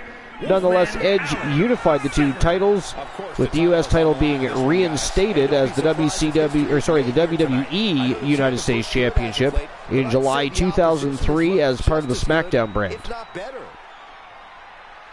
Last but not least, and look at the sexy championship belt around the Wolfman's waist there. It is a beautiful belt. Number 1, best. Randy Orton versus John Cena, TLC 2013. So fans had endured John Cena and Randy Orton feuding on and off for 6 years by the time they clashed at TLC 2013. This time, the stakes had never been higher in their feud, with Orton's WWE Championship and Cena's World Heavyweight Championship going to be merged into one title, with the victor being crowned as the WWE World Heavyweight Champion. Both men are not ladder match specialists by any stretch of the imagination, but they they hid their weakness and had a magnificent match. Orton prevailed, and it was one of the biggest wins of his career as the Viper pulled Cena off the ladder through the table. So again, that was the Sportster.com, and it was Tevin King. 5 best and 5 worst title unifications ever. Number 10 and listed as worst, Triple H versus Kane, No Mercy 2002. Number 9, best, Dudley Boys versus Hardy Boys, Survivor Series 2001. Number 8, worst, Michelle McCool versus Melina, Night of Champions 2010. Man, what a hit. Saw that one coming. Number 7, best, Rob Van Dam versus Jeff Hardy, Raw, July 22nd, 2002. He's taking this to the floor now. Number 6, worst, The Miz and John Morrison versus Carlito and Primo, WrestleMania 25 pre-show. Setting him up, got the head scissors on. Number 5, best, Rob Van Dam versus Tommy Dreamer, Raw, August 26, 2002. Number 4, Chris Jericho versus Stone Cold Steve Austin, Vengeance 2001. Number 3, Ric Flair versus Sting, WCW Clash of the Champions 27. Number 2, worst, Edge versus Test, Survivor Series 2001. And again, last but not least, best, Randy Orton versus John Cena, TLC 2013. All right, so that wraps that up. Man, oh man, they just both tried to behead Christian Hart at the same time. Did you see that? In a triple threat, you have to play offense and defense at the same time. Good God. If you want to make it through, you got to have a real mental toughness. I believe I have a joke from earlier too, do I not? Do I not have to fulfill a joke time? I'm almost positive. I know Kia Stevens, or Kia had one, but I don't know about you. He's burying elbows in the midsection. So, of course, you know what that means. Do it anyway. Do it anyways. All right. So, not sure if I do or do not have one, but here we go. Glenola, how do astronauts organize a party? How do astronauts, sorry, astronomers, how do astronomers organize a party? All the way up, gut-wrench suplex. I'm not on. Oh, man. I don't know. Anybody else that wants to take a shot at that? Again, the question is, how do astronomers organize a party? Well-placed punch, ugly, but effective response. Another reversal. With lots of space. I should probably pay attention to the chat room. Up goes their opponent. Down. Speaking of which, what have I missed in the chat room? Hold on. He switches it back around. He's been placed 776 unlucky. And it's a long way down from there. What is this competitor planning now? Julius Frisco, the The Iceman. new jackpot number for a chance to win a Earn, not championship of earn. Lots of virtuosos. space. 019. Okay, so I haven't missed much there. Okay. TV championship matches 0. All right. So that was the end of that list. Hoist it up. Hoist it up across And we don't have time for the more of shoulders this, so we can just talk about anything at this point. Let's talk about Glenola's fate. Wait a minute, I gotta finish telling that joke first. So, does anybody want to take a crack at that? Glenola says he has no idea, but it was how do astronomers organize a party? Joe Link says with lots of space. Joe Link says with lots of space. You're a blind dog. With a blind dog, okay, boss.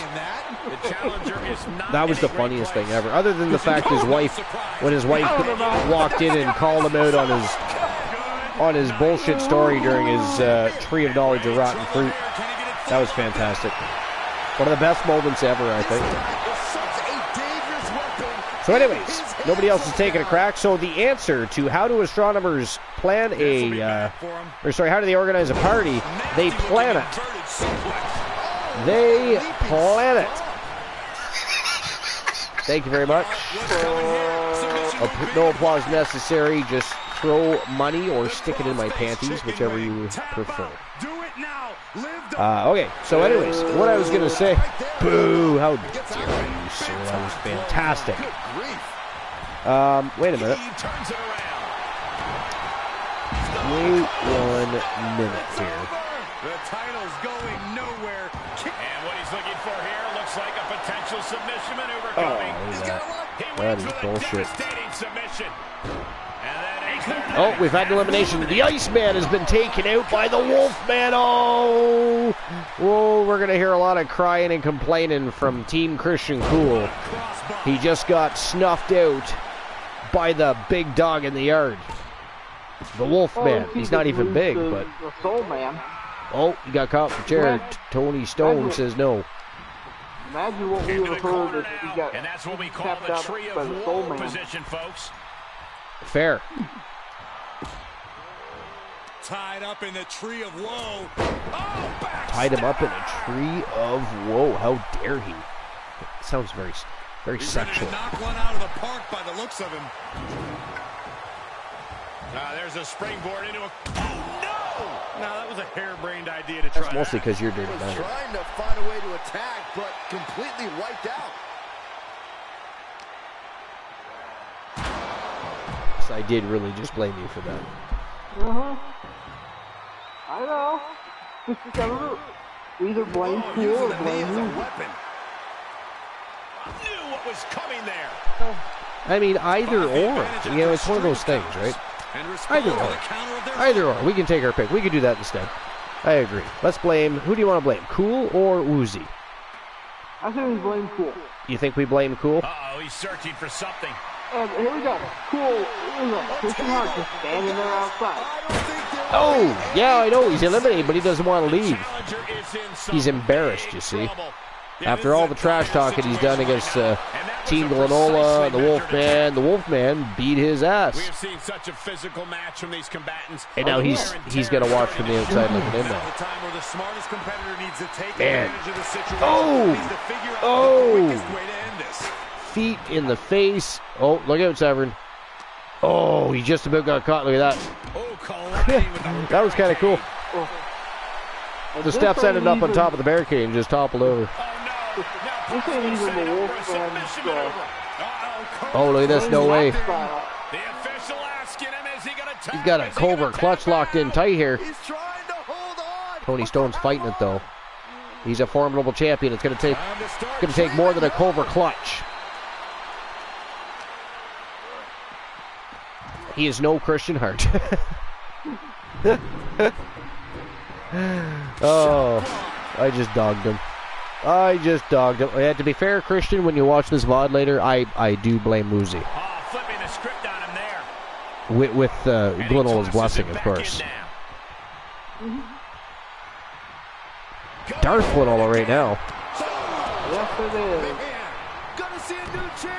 Well, now you're going to be back to work and back in the real world, and you're probably going to be dropping weight and stuff, and I bet your breathing will get... you'll probably always have to have some sort of CPAP for breathing at night and stuff, because you probably have sleep apnea by now, I'm sure. But at least the breathing will get better. I mean, it's not like your lungs are going to improve, but they won't get any worse. As long as you can... Especially when you get some of that weight off your chest, you know what I mean? I'm just hoping that the injection lasts a little longer than the injection. But it's the first month I've taken it. So, I gotta get how to go back. Yeah. Yeah, but the last week's been pretty rough. My next injection is Friday. Oh, okay. Which is part of the reason why I chose tonight or yesterday to do the 7 o'clock. Right, yeah. It's yesterday now, anyways. Technically, yeah. technically speaking, even though we have not yet made it to Betty Bye. So if I'd gotten the subs, I probably would still been on. True. Yep, you probably would have been in there, or maybe just rating in now. I don't care who you are, you can't take consecutive attacks like that without it affecting you.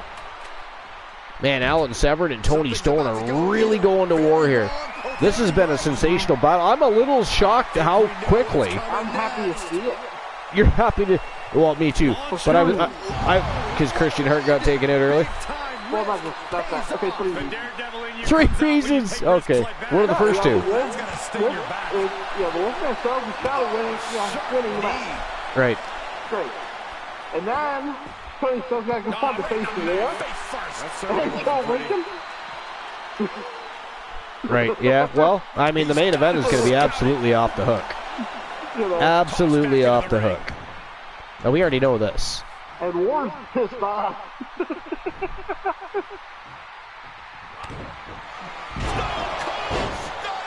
over. All right. Bites the dust. Hold on a second. Could be a matter of time. Submission being locked in. Tap out. Uh-oh. Wow, he did it. He did it. He did it. Wow. Ladies and gentlemen, the winner of the match in new unified YTD Academy Pure Wrestling Champion from Team Glenola, representing the Wolfpack, the Wolfman, Alan Severn, is your unified Pure Wrestling Champion. Oh, whoops, sorry, that's the wrong one. That was the wrong. I apologize. I apologize. Wow. Alan Severn. He has been a beast since mid-Archiverse 3.0, and he just continues his reign of dominance. I mean, he's definitely a true leader. A true leader. And I mean, he doesn't even have to wrestle anymore. He's got other people doing his bidding for him. He could sit back, managerial, and just kick his feet up, drink a brewski. Well, no, he can't, but he could. He could. Archer could. Fair point. We'll get bored in 5 minutes. All right, here we go. I'm going to issue the payout for that. Archer. Give me a moment. All right. If there was a payout. There was. Oh, there was too. Good. Excellent. So the winner of the match was Alan Severn, the Wolfman, with a big victory. 1,670 Archiverse bucks being distributed. I'm not sure why Tony Stone's even going to go to the back. I mean, he's just right back out. All right, so now Tony Stone, who just got his ass whooped by Alan Severn, has to quickly recover. We're going to give him a few moments here. We are setting up the betting lines after all, but that poor man now has to come back here and defend his YTD Academy Grand Prix Wrestling Championship against two absolute savage creatures in the Phenom Joe Lincoln and War of the Machine. And I got to be honest, I wouldn't want to be Joe Link. I wouldn't want to be War. And I would most certainly would not want to be Tony Stone. So, you know, I would just take a big fat 0 on this match, personally. But who walks out the unified champion? A break time notice. I did. I got to pee. The new jackpot number. I got to pee. You told me I could. So no, but you did anyway. You banned yourself. You banned yourself. You little savage. Man, I am. So who walks out unified champion? War? To beat up Tony. Joe Lincoln. If I can spell it right. There we go. Or the reigning defending champion, Tony Stone.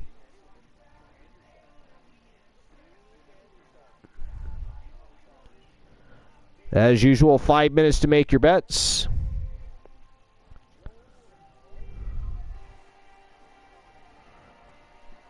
And there we go. Betting lines are open. So go ahead and start making your bets in just a few moments. We're, of course, going to be getting these savage creatures to the ring for the main event of the evening of episode number 459. And then, of course, we'll probably see each other, I'm going to think, Saturday evening. I believe we are going to hold a Rumble and a tournament. I'm not sure what that tournament's going to consist of yet. I'll get with the powers that be and look that over and see what we want to do with that.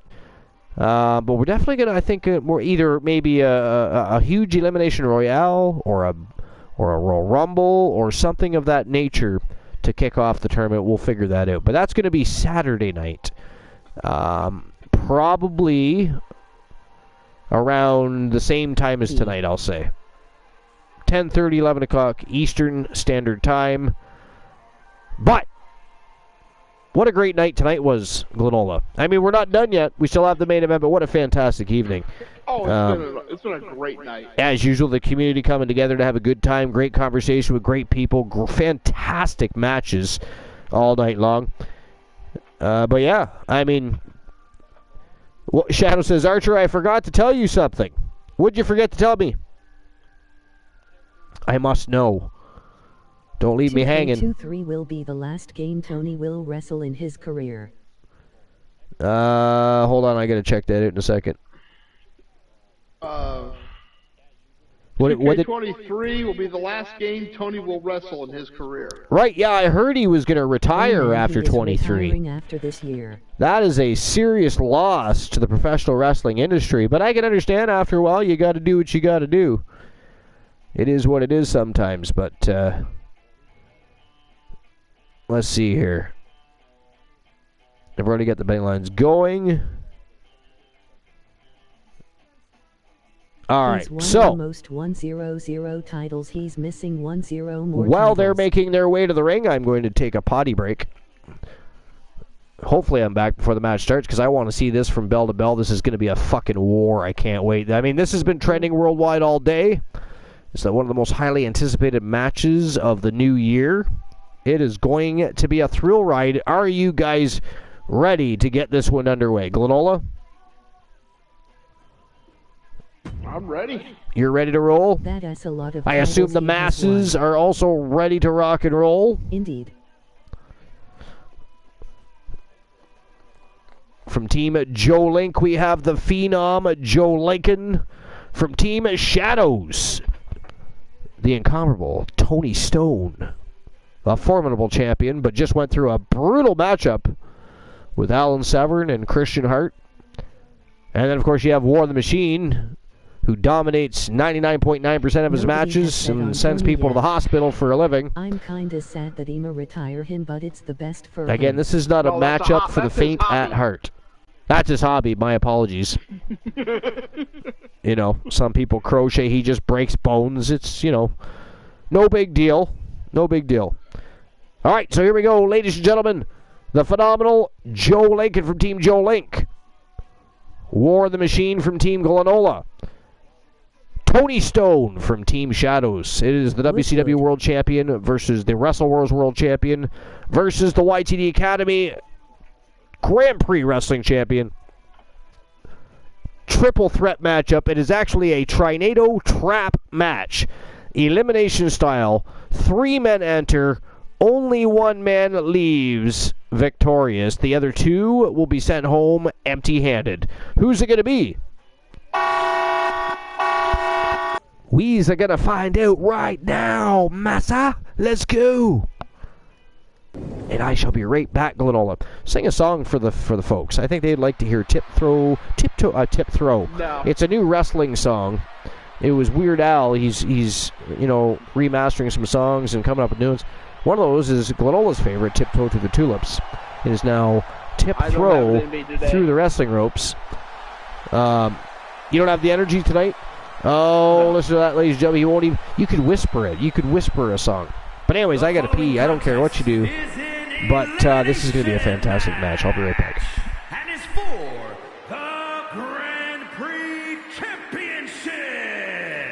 Introducing the challenger, representing the Wolfpack from Cleveland, Ohio, weighing in at 285 pounds.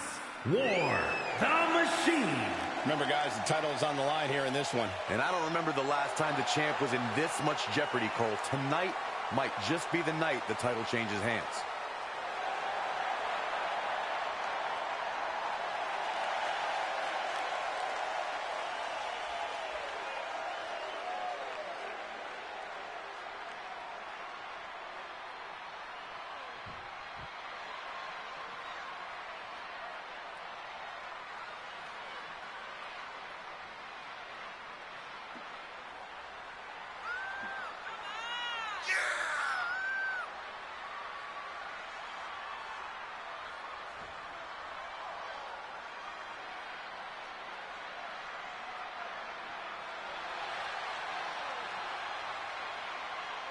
And introducing the challenger, representing Power and Glory from Ann Arbor, Michigan, weighing in at 226 pounds, the Phenom, WCW World Champion. It's a big-time opportunity, Byron, as the title will be on the line here. That was a hell of a match him and War put on. Social media heading into this match, we're likely to see a new champ crowned here tonight.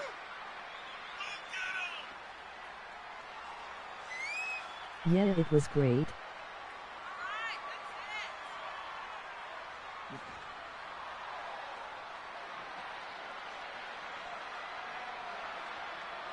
Yeah, poor Tony Stone get put between the two of them, and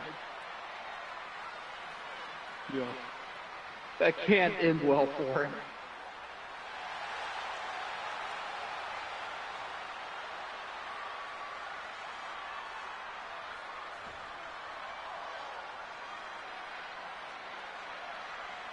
Big matches are where this guy thrives, and competing for that title is about as big as it gets.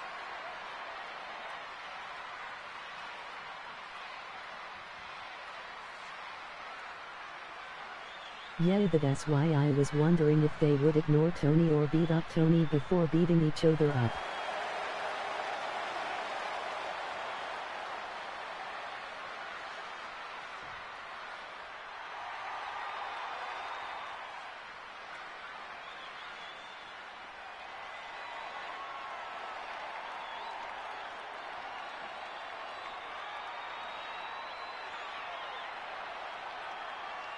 And introducing the champion, representing Weapons of Mass Destruction from Pensacola, Florida, weighing in at 278 pounds. He is the Grand Prix champion, Tony Stone. Corey, what do you think of the champ's chances here tonight? I love him. I'm not like everybody else, Cole. It seems like everybody's ready to write the champ's demise, but not me.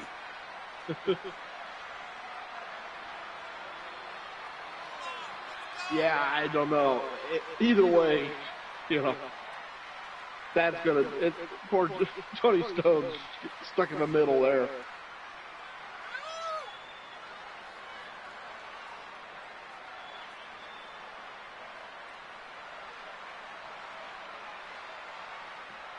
The pressure is on for the champion, looking to cement himself as one of the best of this era with a big win tonight.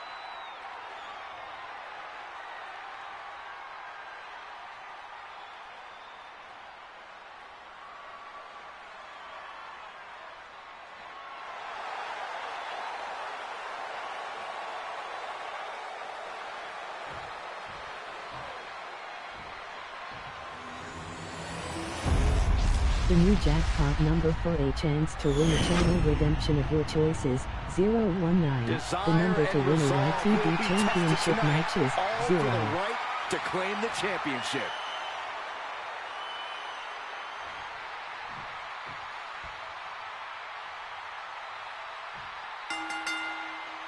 Rulebook is nowhere to be seen now in this no disqualification match. The perfect way to settle a rivalry that has gone out of control. There is nothing you can't do to your opponent in this match. Prime example of working smarter, not harder. That's what I say. The Florida Keys. He knows how to avoid contact. They did go Gets it for with each the other to counter. start. Saw that coming.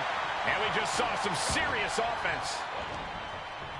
This is just brute power. My goodness, absolute dominance. Oh, and back of the elbow.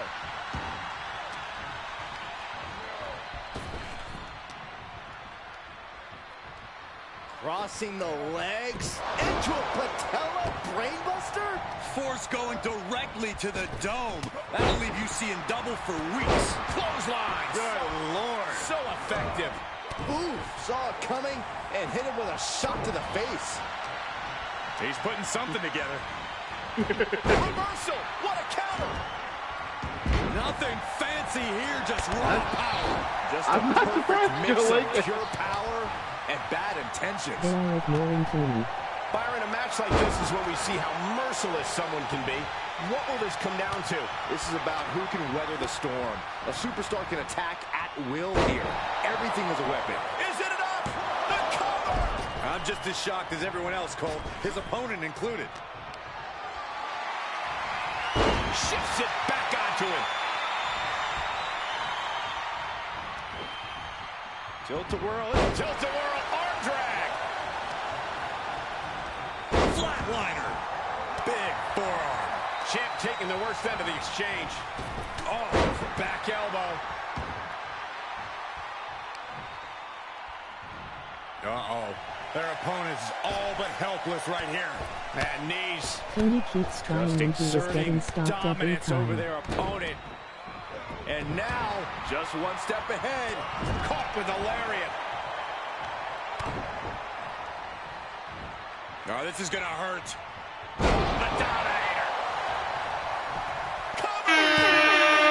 I have returned. All right, so what have I missed? How's the match going? It started as a match. Now it's Doing pretty good. Got a back and forth. Yeah, Joe Lincoln and War bumping each other. Yeah, actually ignored Stone for the most part. Right. So it's been a basically continuation of the rivalry between Joe Lincoln and War, is what you're saying. And Tony Stone right now sneaking in on both of them.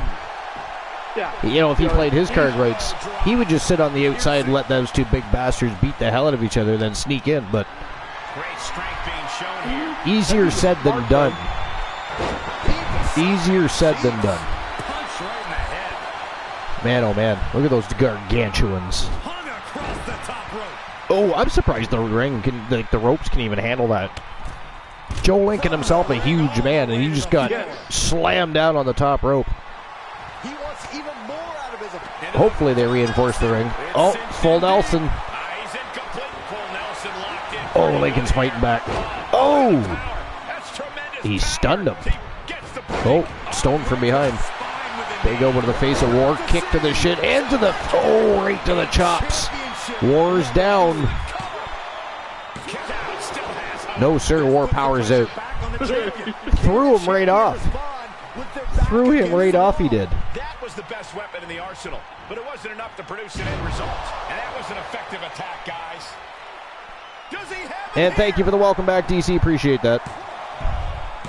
You're welcome back to yourself. Wow, Joe Lincoln has been eliminated. The WCW World Champion is out of there. It is down to the Wrestle Wars World Champion, War the Machine, and the reigning defending undisputed YTD Academy Grand Prix Wrestling Champion Tony Stone, who is locked. He is locked in a full Nelson right now. He's in trouble. It looks like he's fighting though. He is fighting. And War has got to be fatigued after going to battle with Joe Lincoln. Oh, look at this. Oh! Oh! Springboard stunner by Tony Stone. Only a 1 count. Holy shitballs. War kicked out immediately. That was only a 1 count. The angrier he gets, the stronger. He is the Incredible Hulk of the Wolfpack. He is the Incredible Hulk of the Wolfpack. Tony Stone in trouble. No, sir. Tony Stone able to kick out. He actually threw War off him. The strength of Tony Stone. Oh, the War the Machine going upstairs. He doesn't do that very often. Oh, diving shoulder block right to the face. That was incredible. And Tony Stone again powers out. The Grand Prix champion showing a lot of heart and resiliency. Oh, took a knee to the face. He took a knee to the face there. There's a reason War doesn't fly though. That often. Why, he is too big to fly. Because, he should not be flying. Oh, look at this. Look at this. Wow. Wow, it was an Olympic slam. he was in a Shades promotion that banned him from flying. Oh. It was too dangerous. Oh, he got War right in the chops with that super kick again, but again, 2 count only. That's got to be frustrating if you're Tony Stone, I got to tell you. Oh, he's going for it again. Can he land it? Oh, he did it 2 times in a row. 2 times in a row. Wow, he did it. Ladies and gentlemen, the winner of the match and unified YTD Academy Grand Prix Wrestling Champion from Team Shadows, representing the Weapons of Mass Destruction, Tony Stone is your unified Grand Prix Wrestling Champion. Congratulations to Shadows. Wow. Shadow says 8 more titles remain now. What a main event. What a show. What a night. A lot of fantastic matches tonight. Well, ladies and gentlemen, that is it. That is all for episode number 459. We'll see you all for episode number 460. It will be this Saturday night between 10:30 and 11 p.m. Eastern Standard Time. We're going to have ourselves a tournament. That tournament, what that's going to be, you'll have to stay tuned to find out. I'll, of course, do all updates reflecting tonight's show tomorrow, hopefully before I go to work. If not, it'll be after I come home from work. Either way, it will get done. But what a fantastic show. You guys are awesome. Appreciate you all. I'm actually going to send you guys into the great unknown. We've never rated these people before, but they've got a wrestling universe going on, so I thought, what the hell? Let's check them out, see what they got going. They got some people in there vibing, having a good time. Let's share the wealth of awesomeness that is the Archiverse TV's community. So, that said, it is that time, ladies and gentlemen. You know what that time is. It is time. You don't have to go home, but you do have to get the fuck into my channel. I saw somebody leave the raid, the invasion. Somebody banned them. Somebody banned the person that left the invasion before we got to invade. That is gaslight. Disgusting. All right, goodbye. Get the fuck out. Shadows Pure Wrestling Champion, Alan Severn Team Glenilla Tag Team Champions, the Wolfpack Team's Frog Hammer Inc.